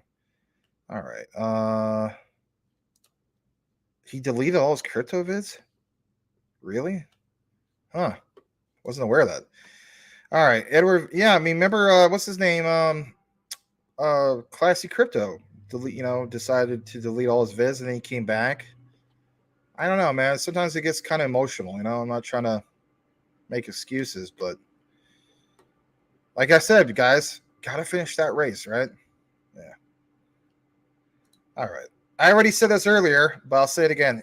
Hello, guten Tag, the Liechtenstein Exchange. And just me in the house. Race Crop Consortium. All right. B. Ricky says, does anyone have crypto.com? And if so, have you seen the new chat AI feature. I haven't seen the new chat AI feature. I do have, of course, crypto.com. All right. I haven't been on the crypto.com app in a long time, but I might need to update it. It comes up with a pop-up. That's interesting. All right. Zach lives in Austin town out here close to where I live. He is a joke. Oh. All right. Cash Cats, welcome, welcome. Glad to have you. We're going to kick it back into the outline just here in a bit. Hopefully I'm not skipping anything. Patch Collier says he's here. He's headed to Canada, drop Caroline off to Brian's boys. Is Brian Dowie even here? I don't even know if he's here. Oh, he's here. What's up, Max? What I missed? Well, you missed this. Let me show the comment again. All right, there you go. That's what you missed. You didn't miss anything else, really. Why does BlackRock invest in Bitcoin if it's a ish coin? Because you know what they're going to label it as is, well, it's a stable source of value. It's digital gold. You know, I don't know, to be honest. I mean, you think they would be investing in some other things, but in reality, I think they are going to be investing in other things, right? Like the Ripples of the world and Stellar and so on. But again, they want to see that framework. They want to see the quote unquote the clarity. And you know how many times we said that? It's probably getting old by now. All right. Let's see here. Brian Max twerked and he tipped when we tipped him. Oh yeah, it was beautiful, wasn't it? Yeah, it was just so wonderful. Yep. They threw they tipped me in Mononoke Inu, right? And then they realized that they had to take it back because the gas fees are more than what the Mononoke Inu was worth. All right, I had fire, bro. I bought 100,000 XTC. Should I hodl? Well, of course you should hodl, but it's not financial advice. You got to do what you got to do. But if you really bought 100,000 of XT, when did you buy this? Tonight? Some other day? I don't know. Hope that's not a troll question. All right, no offense. Brian Dyer, Max. Yeah, you missed it, man. Sorry. Yeah, they were just like, they're doing this with the Mononoke Inu, and then they realized that, you know, it was literally just like that because you didn't see anything because they weren't willing to pay those gas fees. All right. All right. Let's get back to what we have. Hour and 32 minutes into the show. Let's jump into what we got. All right, let's share this with you guys, okay? So this is from Casper Labs. And if anything, let's start it off with this. Blockchain and AI are not orthogonal technologies. They are actually complementary. Read the full opinion by CEO Mineral, if that's how you pronounce the name, Manohar on CoinDesk. It says how to avoid a real-life Skynet. Now, come on. You got to have a little fun, right? So I decided to actually look into this, and it is kind of fun to a sense. I wish I had more visuals, but this is a report on July 6th. And like it says, how to avoid a real-life Skynet. So I will jump into some of this, not all of it. And basically speaking, you know, AI has firmly planted itself in the mainstream consciousness it has. Some people feel as though that, like, you know, a lot of the stuff that's science fiction, you know, is basically, you know, becoming real life, you know. AI has long feared of a Skynet scenario, you know, the automated defense network dreamed up by James Cameron for the Terminator franchise. Get down. Anyway, initially hailed as a new order of intelligence, Skynet's AI-powered algorithm, think about this for a second, quickly went rogue, determined that all humans were a threat, launched a nuclear war that eliminated most of the population and subsequently enslaved the rest. This part where it says enslave the rest, some people feel as though, well, it doesn't need to be robots, Max. It's basically CBDCs that will enslave the rest of us. Teach his own, right? We are not in a series of ex machina inspired heroics from a small but fierce band of rebels, and of course, honored that would have been it for the fate of humanity. Now, this person from Casper does this whole piece in regards to this whole Skynet misinformation, if you will. So bear with me. Don't shoot the messenger here. But it says, while this remains an unlikely scenario, reality, right, it's far more plausible today than when the film was released nearly 40 years ago. It was and it's a topic we can no longer afford to ignore. Over the past decade, generative AI systems have made remarkable progress around image recognition, reading, comprehension, and language understanding to the point where they can credibly mimic and eventually surpass human capabilities. While most AI development to date has focused on training large language models to generate text, the rapid pace of innovation with no real oversight poses a viable concern. I want to state this, all right?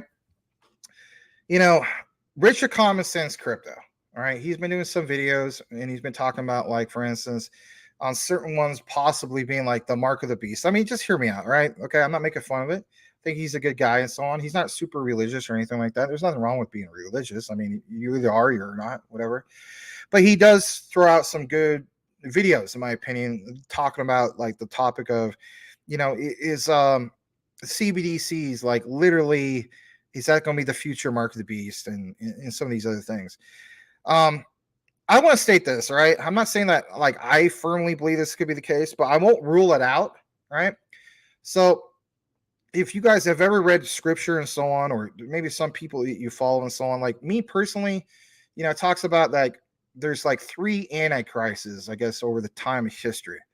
Some people feel as though like the first one was Napoleon, the second one was like Adolf Hitler, and the third one could very well be in that time. Nobody really knows, but here's something to kind of just consider to a sense. What about the concept?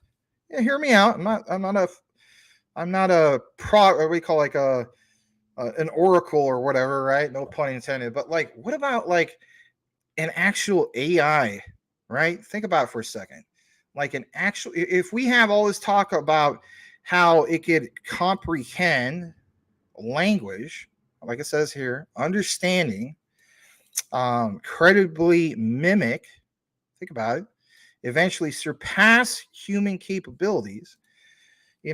People that I guess you could say are of the world who don't read a lot of this stuff, it's a given that some people, if they see this type of whatever you want to call it, an AI, advanced AI, if they saw it perform some kind of what is deemed as a miracle, some people in the future are going to be like, well, this is God. You know what I mean? And as we know, there's going to be false prophets and stuff like that, right? I'm not trying to turn this into like a really religious type thing. That's not my goal here. But my goal is to, I don't know, for at least for me, not necessarily for you, to have more of an open mind. This stuff does kind of worry me to a sense because, like it says, while most AI development to date has focused on training large language models to generate text, the rapid pace of innovation with no real oversight poses a viable concern. Here's another example. All right. So if you guys ever seen that movie called The Devil's Advocate, that was a good movie, right? Starring Al Pacino, and it has Keanu Reeves, right? Who doesn't like some Keanu Reeves? And basically Al Pacino plays literally the role of the devil, right? And, the devil speaks all multiple languages. Well, are we going to see a point where there's like literally an AI that can mimic and eventually surpass all human capabilities, incredibly mimic, and also speak all language models and be able to generate all text and be able to, do it at pace of innovation with no real oversight? Yeah, that poses a viable concern, like it says. AI's potential application, from realizing elusive medical breakthroughs to plugging acute labor shortages to more effectively combating climate change, is incredibly exciting. Reaching it, though, it's contingent on providing the appropriate guardrails for a largely untested and powerful tech, a role that blockchain technology is uniquely suited to play.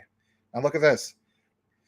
We were talking about some of that stuff, and it sounds kind of doom and gloom, and maybe it sounds kind of nutty just to talk about it. I get it, but we live in a time where everything kind of sounds nutty, does it not? Freaking UFO talk everywhere. They don't even call it UFOs anymore; call it UAPs, unidentified, flying phenomena, or I didn't pronounce that right, but you get what I'm saying.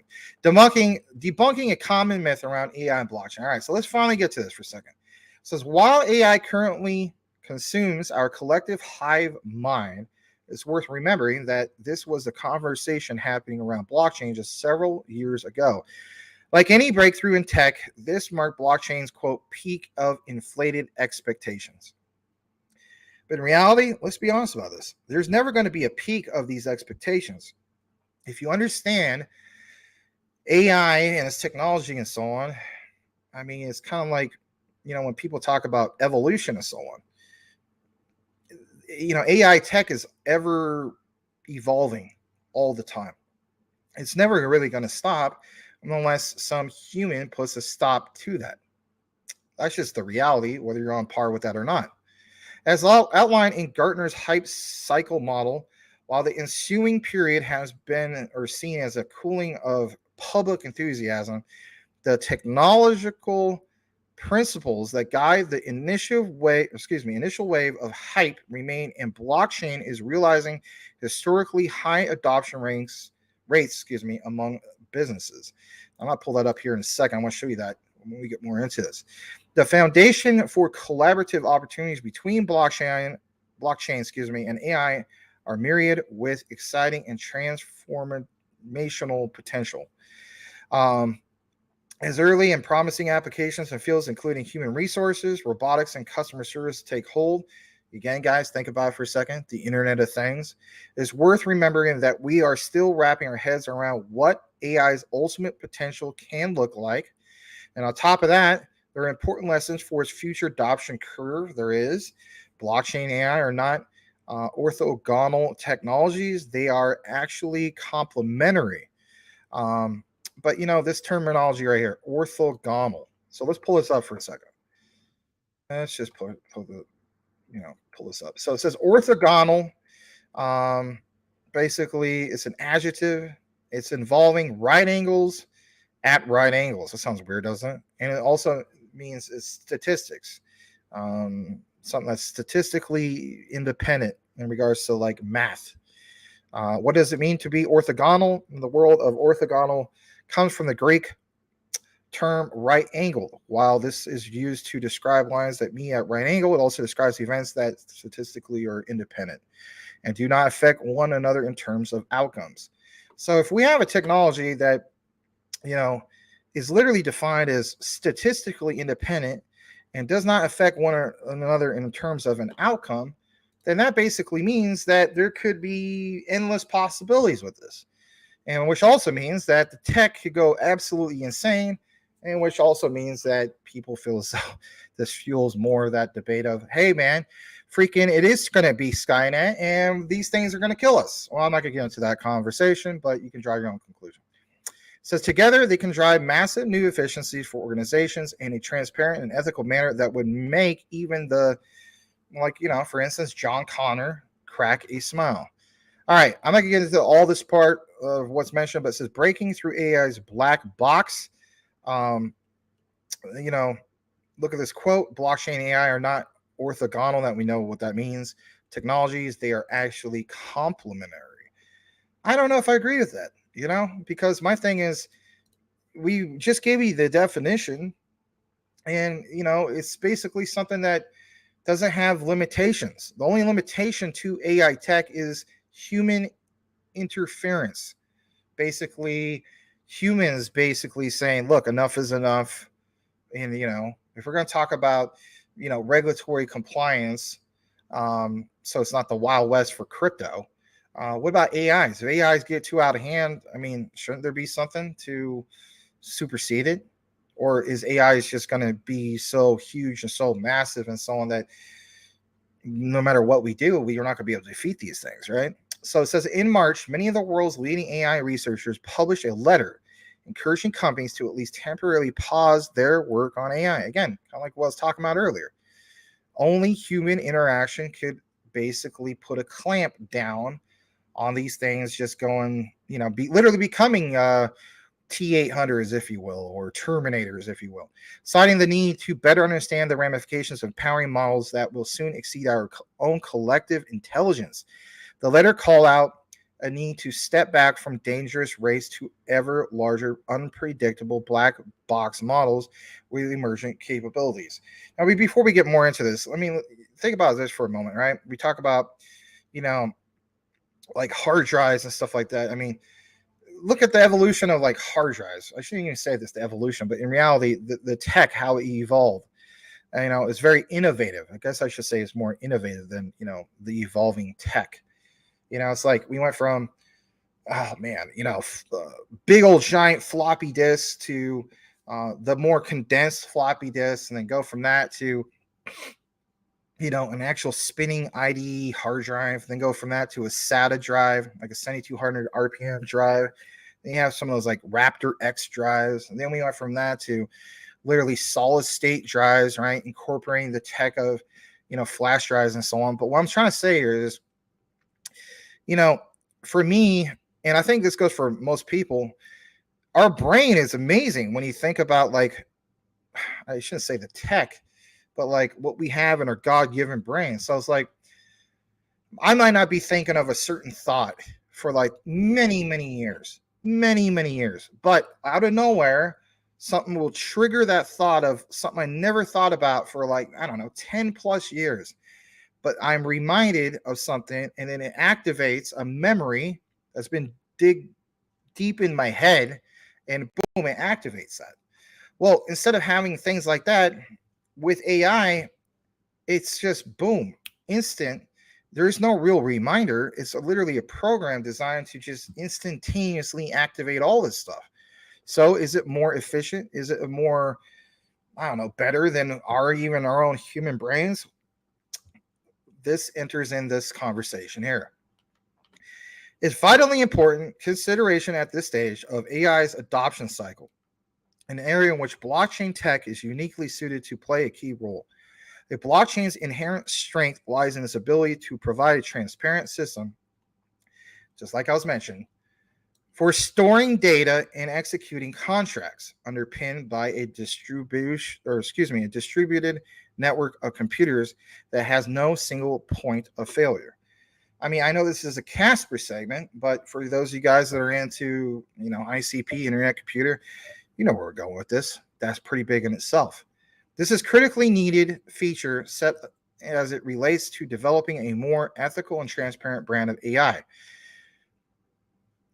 That's where we have people butting heads about this. How can you literally say that you could be ethical and transparent about a full-scale AI that has no oversight? It's never going to end. Among other key functions, blockchains can record every time a parameter that governs AI behavior is adjusted, whether that's by a human researcher or by the AI itself. And this part is the dangerous part. If you have a section or an area in which AI controls its own behavior instead of humans interacting with it, wouldn't the AI just write its own code to not basically, I don't know how you explain it, like set the things up to not have like a blockade, if you will, or things in place to cause problems? That would make sense. I mean, if we as humans don't want anything, guardrails, if you will, right? We don't want no restrictions on things, but we do have those restrictions. This will provide an important breakthrough in making AI more transparent. It unlocks a tamper-proof view of an AI's weight system, history, and how it logs training set data and its outcomes. While this is theoretically possible with non-blockchain databases, it quickly becomes a far more complex, prohibitively expensive proposition in practice. Timestamps will be need to enter manually, an incredible time and labor-intensive process. Data sets require constant monitoring to ensure their continued integrity, and the entire centralized system relies on a single, likely opaque point of failure that makes it far vulnerable to manipulation and difficult to rein in. With a blockchain, the entire process can be automated via a single smart contract and secured by a decentralized network that consists of hundreds or even thousands of independent servers. So basically, what the gist is here, if I'm a gamer, which I am, and I believe in the whole concept of we need to have, for instance, anti-cheat software that is an oversight of, people who want to hack, who, I hate to use this term, but have incredibly small penises. If you hack at a freaking online video game, you have a small penis. All right, I'm just being honest. All right. So with that said, it's like if you're going to use an aimbot, you have blockchain technology that verifies that you have an aimbot and you have a small penis. So therefore, if you have a small penis, it bans you from the server and you're never able to use your online hacks which display your quote unquote small penis. Right. So with that also said, if you have something in place with blockchain, like it says, this is going to be the oversight for what? AI through smart contracts to verify that the AI isn't trying to rewrite its own code because it has a master contract that will oversee the supervision of it trying to rewrite things. So we think. Now, I know this is a lot, but there's a hybrid approach to this. And I thought this was quite the read. I mean, maybe you guys don't like this, but come on, it's Skynet to a sense, and it is interesting. Hybrid blockchains are one potential AI governance model. Hybrid chains allow an organization to utilize private infrastructure that they control while simultaneously accessing public infrastructure that is fully decentralized. It's up to them which data lives where. Organizations will understandably want to store the most relevant and important data on the most secure option, the public blockchain. Well, no kidding, right? But this ensures that the system will behave as intended or when any shutdown mechanism is triggered by an AI. And that's the dangerous side of things. Why would there be a shutdown mechanism triggered by an AI? And when that happens, what is going to be the overseer of it not being shut down? Is that going to be something that's written into the smart contract? Will there be smart contracts that are at war? Think about this for a second with the AI. Now that sounds like that's just Looney Tunes, right? Let's get back to the James Cameron side of things. Look what's mentioned here. It represents a critical boundary for emerging and still largely unknown tech, and one in which like Skynet creators surely wish they had in, for instance, James Cameron's fictional universe. Why rely on a single party and its oft opaque motives and biases when you can instead distribute and subsequently audit and verify that risk across a large number of independent and disparate parties in a transparent and trustless manner? Yikes. All right, how about this? Due to the massive and complex data sets that feed AI systems, they tend to produce terabytes worth of metadata that's less germane to the issue at hand. Now, if you guys have ever taken a deep dive into Filecoin, you will know that this makes Filecoin stand out big time because not only do they produce a tremendous amount of terabytes, it's even more than that. All right. So this will create a much more efficient to share in an off-chain private environment. This approach considerably reduces transaction costs while also minimizing the signal to noise ratio in data sets. Put simply, it makes more economic sense for businesses seeking to realize a competitive advantage within emerging technology. If this equation sounds familiar, it's because it's the same playbook that saw cloud computing evolve from niche, or some people call it niche, I still call it niche, curiosity to mainstream best practice for almost every organization around the world.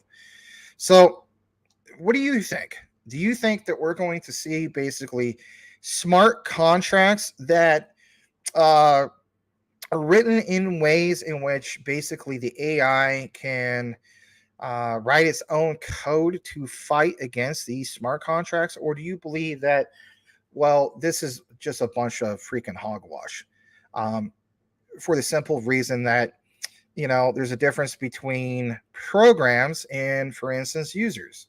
Like, for instance, if you ever seen the movie Tron, if you don't understand how computers work, watch the first Tron movie. The second one was pretty good, nice visuals. But I always taught, I was taught years ago, if you want to understand how a computer works, watch a fun movie called Tron, because with the movie Tron, it tells you about, for instance, like how RAM works. There's literally a character, like how a processor works, how a hard drive works, all this stuff.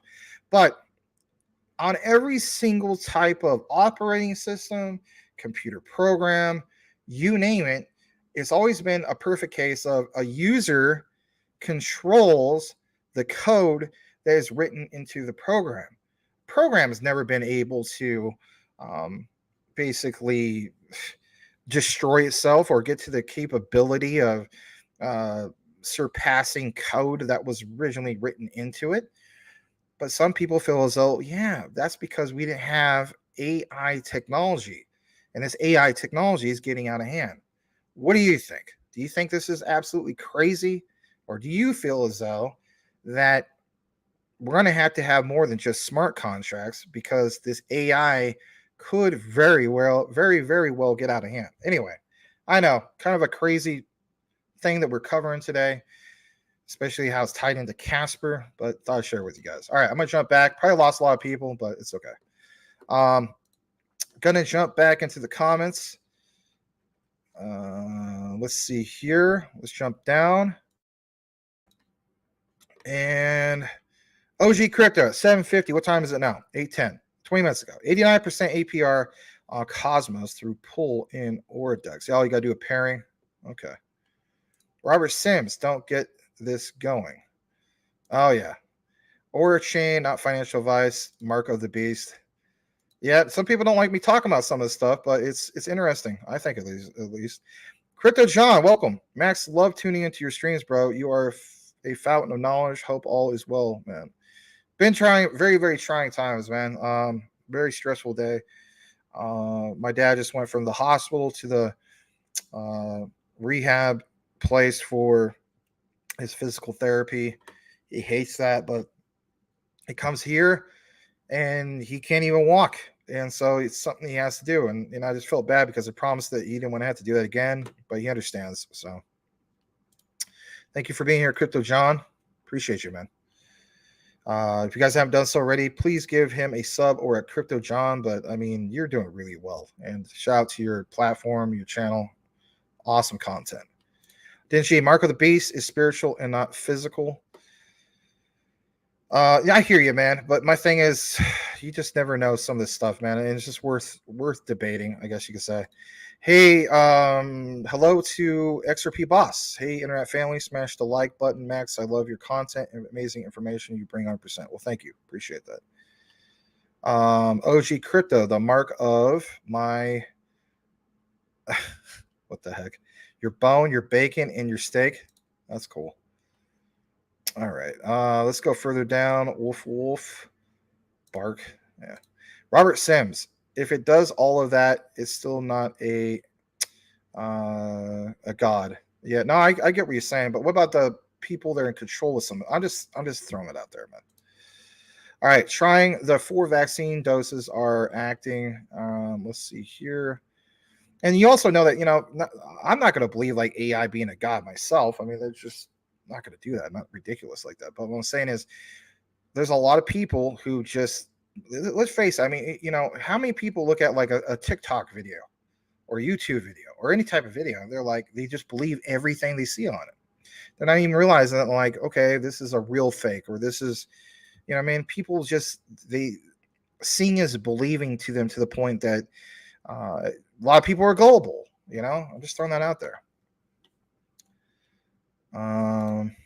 Is obtuse. Selmo Fudd. All right, let's go further down. Yeah, 3.5-inch floppy. Yeah, there was the bigger ones too, like the ones that we played Oregon Trail on, right?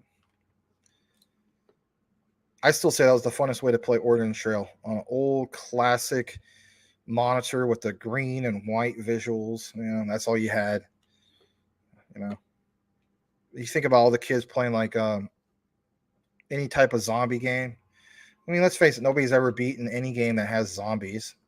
There's no final level. It's just about how far you can get and how long you can survive. Oregon Trail's to the same type of concept. There's no level to beat. It's how long you can survive. How many squirrels you can kill, or how many oxen you can slay, or you get what I'm saying, and making sure that Joey doesn't die of dysentery, and anyway. You start with punch cards. All right. Working at Paul's Market, according to GF Burke.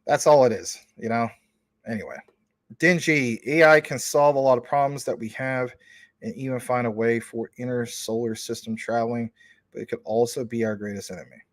Okay. I'm going to actually highlight that because that was fun on the Commodore 64. So let's just highlight that as a bookmark. And let's see what else we got in the comments before we kick it back. Let's welcome L. Wright Sr. Good evening. Interesting avatar. Yeah, I can't stand him either. And my hope is that in the future, Activision, EA, you know, the AAA developers, they will finally use proper, I don't know, some kind of blockchain tech for anti-cheat and just quickly verify on chain, you know, like this doesn't match up before a person can even hack, if you will, you know, like, how about this? Can we agree on this? I want to literally see if everybody's seen this movie. Remember Tom Cruise is, and also was it Steven Spielberg produced this movie or directed it? Either directed or produced it. Minority Report. I want our darn anti-cheat to get so sophisticated where we have the Minority Report of anti-cheat. All right, literally catch these people before they even initiate the hack. You know, that would be the beauty of it, right? Verify that all on chain before it even happens and before they're even able to click anything. Boom, ban, gone because they are a hacking piece of you know what. That would be beautiful. Do we ever see that? I don't know, but the concept sounds pretty cool. Wow, you got to watch that show called Curb Your Enthusiasm. What's his name? Leon Black. He's always talking about that, opening it all up and tearing it all apart. Anyway, all right, we're going to see what we're doing on the time. I'm okay, I guess. 8:21. I'm gonna kick it into this next part of what we have. All right. Hopefully you guys like that part about the Skynet thing. Maybe you guys didn't like it. I don't know. All right. So I think I'm done talking about some Casper. Let's get into some other topics. Let me see. Let me see. All right. This will conclude our coverage here in a bit. The last bit of coverage will be Jasmine, and then I'll wrap up the show. Okay, here we go. This is from Icy Amphibian, and he states you probably read the Jasmine white paper multiple times. Let's be honest, a lot of you guys haven't, and that's okay. But have you read the PlugNet white paper? And I have seen this reference quite a few times. All right, it says, don't forget, Jasmine is using this toolkit on Hyperledger Fabric. You have to read both to see the connection between the public ERC20 asset Jasmine and the private Jasmine network, and probably even Binance Japan. Before we get into that, I'm going to show you some of the key highlights that are mentioned here. And here it is. Let me just double check that you can see it okay on the page. I think for the most part you can. I'll blow it up a little bit more. All right. So on this one, I'll try to blow it up super big. Identity and attestations marketplace. The Plug network or PlugNet network will have a native attestations protocol implementation. Now we know that, of course, Jasmine uses Hyperledger Fabric, and by the end of the segment, we'll give you a little, I guess you could say, like an unofficial update from Tokenizer about Hyperledger Fabric. Okay, so yes, we'll have this native attestations protocol implementation. This will allow exchanges to leverage their existing onboarding process and KYC process to create attestations on chain for accounts that will interact with the network and P tokens. Native attestations will allow exchanges and regulated entities to be confident about interacting with DeFi protocols. If you remember a while back with the whole thing with Jasmine being put into the innovation zone, there was this talk about, for instance, we will get to the point with Japan where all this stuff, this doom and gloom about Binance won't even matter, right? Like being so reliant on centralized exchanges and so on won't even be a thing anymore. Now let's come back to this topic again, right? We haven't talked about it in a while. So it says, additionally, native attestations are a powerful tool for developers to leverage within products. Use cases include under collateralized lending, fulfilling KYC obligations, so on and so forth. On top of that, when we go to the other side of this page, and of course the reference is from plugdefi.io, PlugNet can be used by other blockchain networks as an oracle source for attestations for KYC. Basically, like this, in a nutshell, if you're wondering what this means, it's kind of like the concept of what Quant's Overledger wants to solve with interoperability, but not full interoperability, okay? Just from the KYC side of things. So this is a step in the right direction. A user can verify an account on another network against their account on PlugNet by pulling attestations through. As more entities such as exchanges, join, and network effect will be created for attestations in a large pool of onboarded accounts. PlugNet will integrate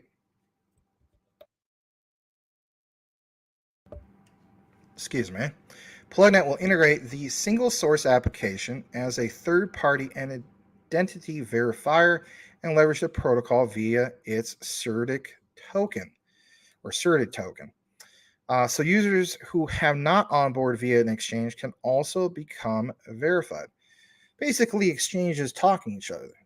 Like my analogy of kind of like, Overledger, but through KYC.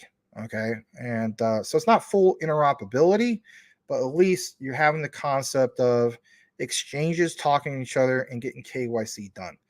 This is big because we understand that if you have a great token or coin and so on, being able to have other exchanges talk to each other means taking out some of the friction, hence the term creating frictionless transactions and KYC. This is a big win, and especially for what? Jasmine. So we're going to jump back to what we have here. And basically speaking, I want to show you guys where this is referenced from. You can, if you want to nerd it out, you can go to plugdefi.io/white paper if you're wanting to download this.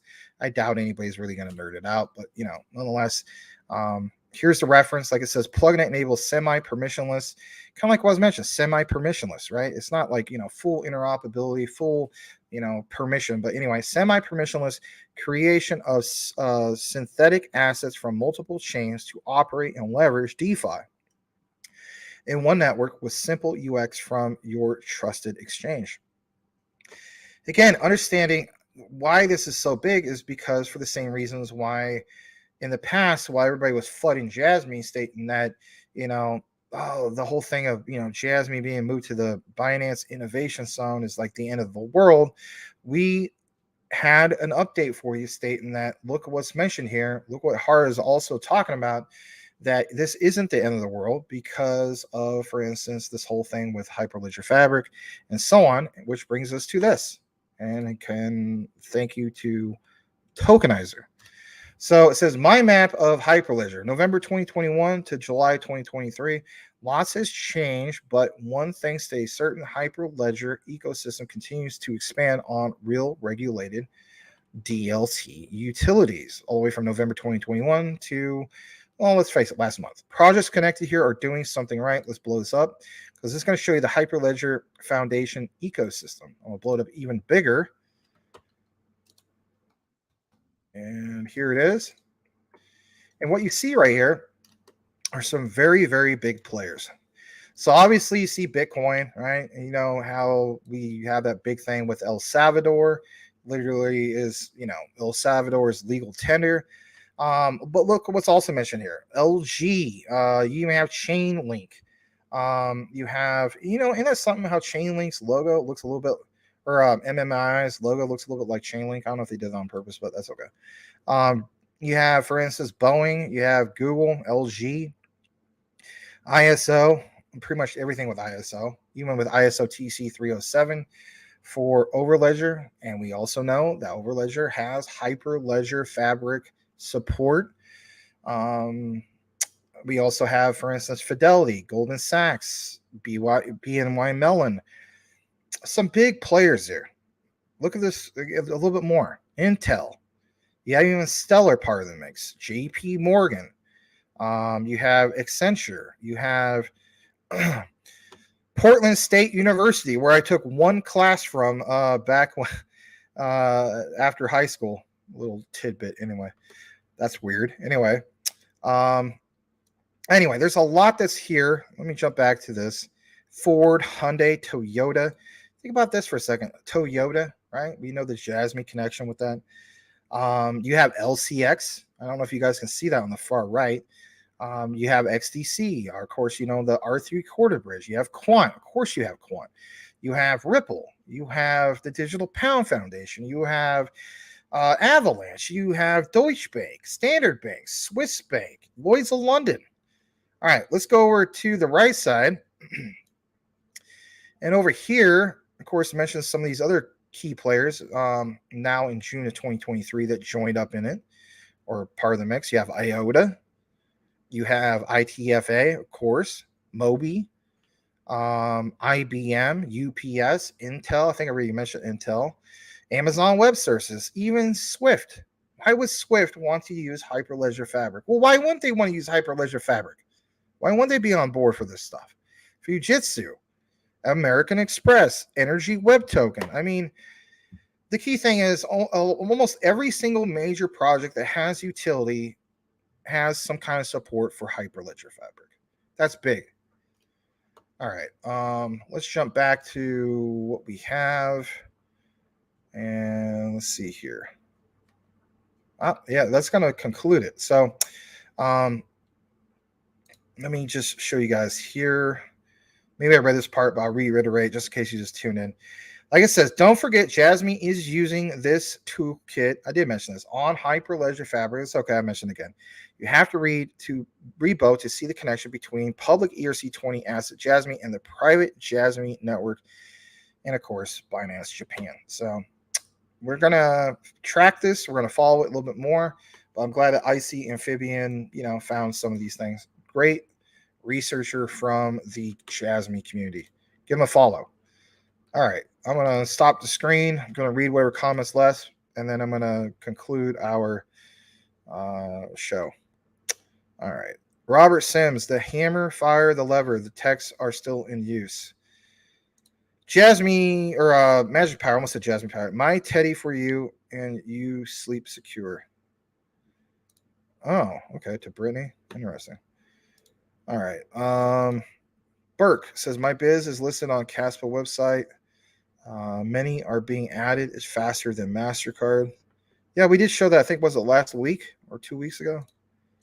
OG Crypto says, wow. Yeah, there's a lot on Hyperledger Fabric. It's a big deal, in my opinion. All right, that concludes everything. I'm glad that you guys showed up tonight. If you haven't seen today's video, or was it today's video? I'm sure it was today's video. Let me see what it was. I'll show you what one it is. I'll try to get some more out. I just got some things I got to work on, unfortunately.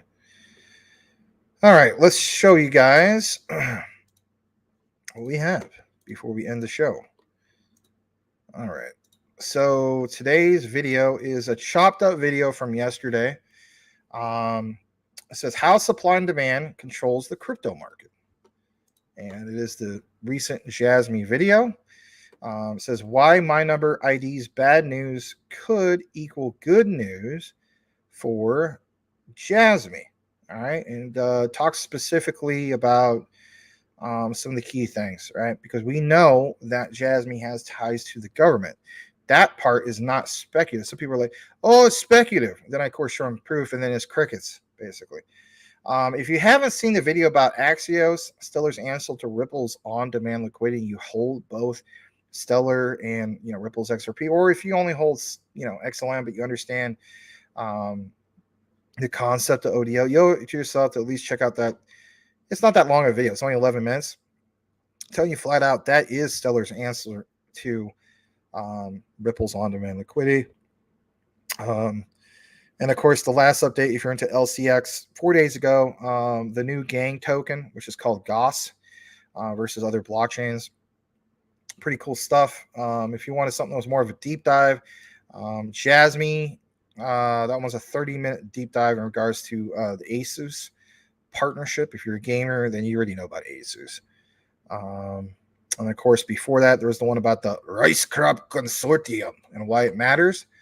But I'll try to get out some more content. I have, if you're wondering what ones I'm working on, I'm going to do a compare and contrast video about Ocean Protocol and Jasmine. It's going to be a side-by-side comparison. Some people are saying it's the same thing. I'm telling you flat out, it is not the same thing.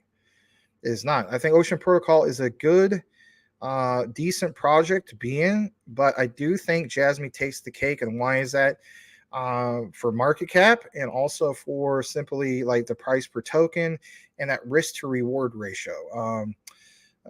If you know the way I look at it, if we hold long enough when it comes to Jasmine, it's just a lot more attractive, risk to reward ratio. It simply is. I mean, you can obtain a hell of a lot bigger bag of Jasmine than you can compared to Ocean Protocol. But nonetheless, I'll show you the side-by-side comparisons. And then last, I have a video that I'm going to do. It's kind of like an update, if you will, in regards to one of the devs. I shouldn't even say he's a dev. He's technically part of another guy that was part of Sony, and his connections to the Apple iPhone in the past. It's kind of an interesting piece that I found. I didn't see anybody else do a video about it. So look out for those two. Not necessarily will be out tonight, but you can look out for it. All right. I'm just going to read the last ones. Peace out to Selma Fudd. Peace out to Brittany. Have a great night. GF Burke is apparently giving Brittany a smooch, saying goodbye. Cash saying goodbye. Selmo. Elon Muff, the one and only. Mike Cornwell, thank you, sir. $2 super chat says thank you, sir. Well, thank you as well. Appreciate you, man, always. Don't forget to smash the like. And GF Burke says, love you a long time. All right, Magic Power, Jasmine is absolutely unique in the crypto area. You will bring great honor with your teddy bear to the Rice Crop Consortium. And with that said, I will see you guys on the next one. Over and out.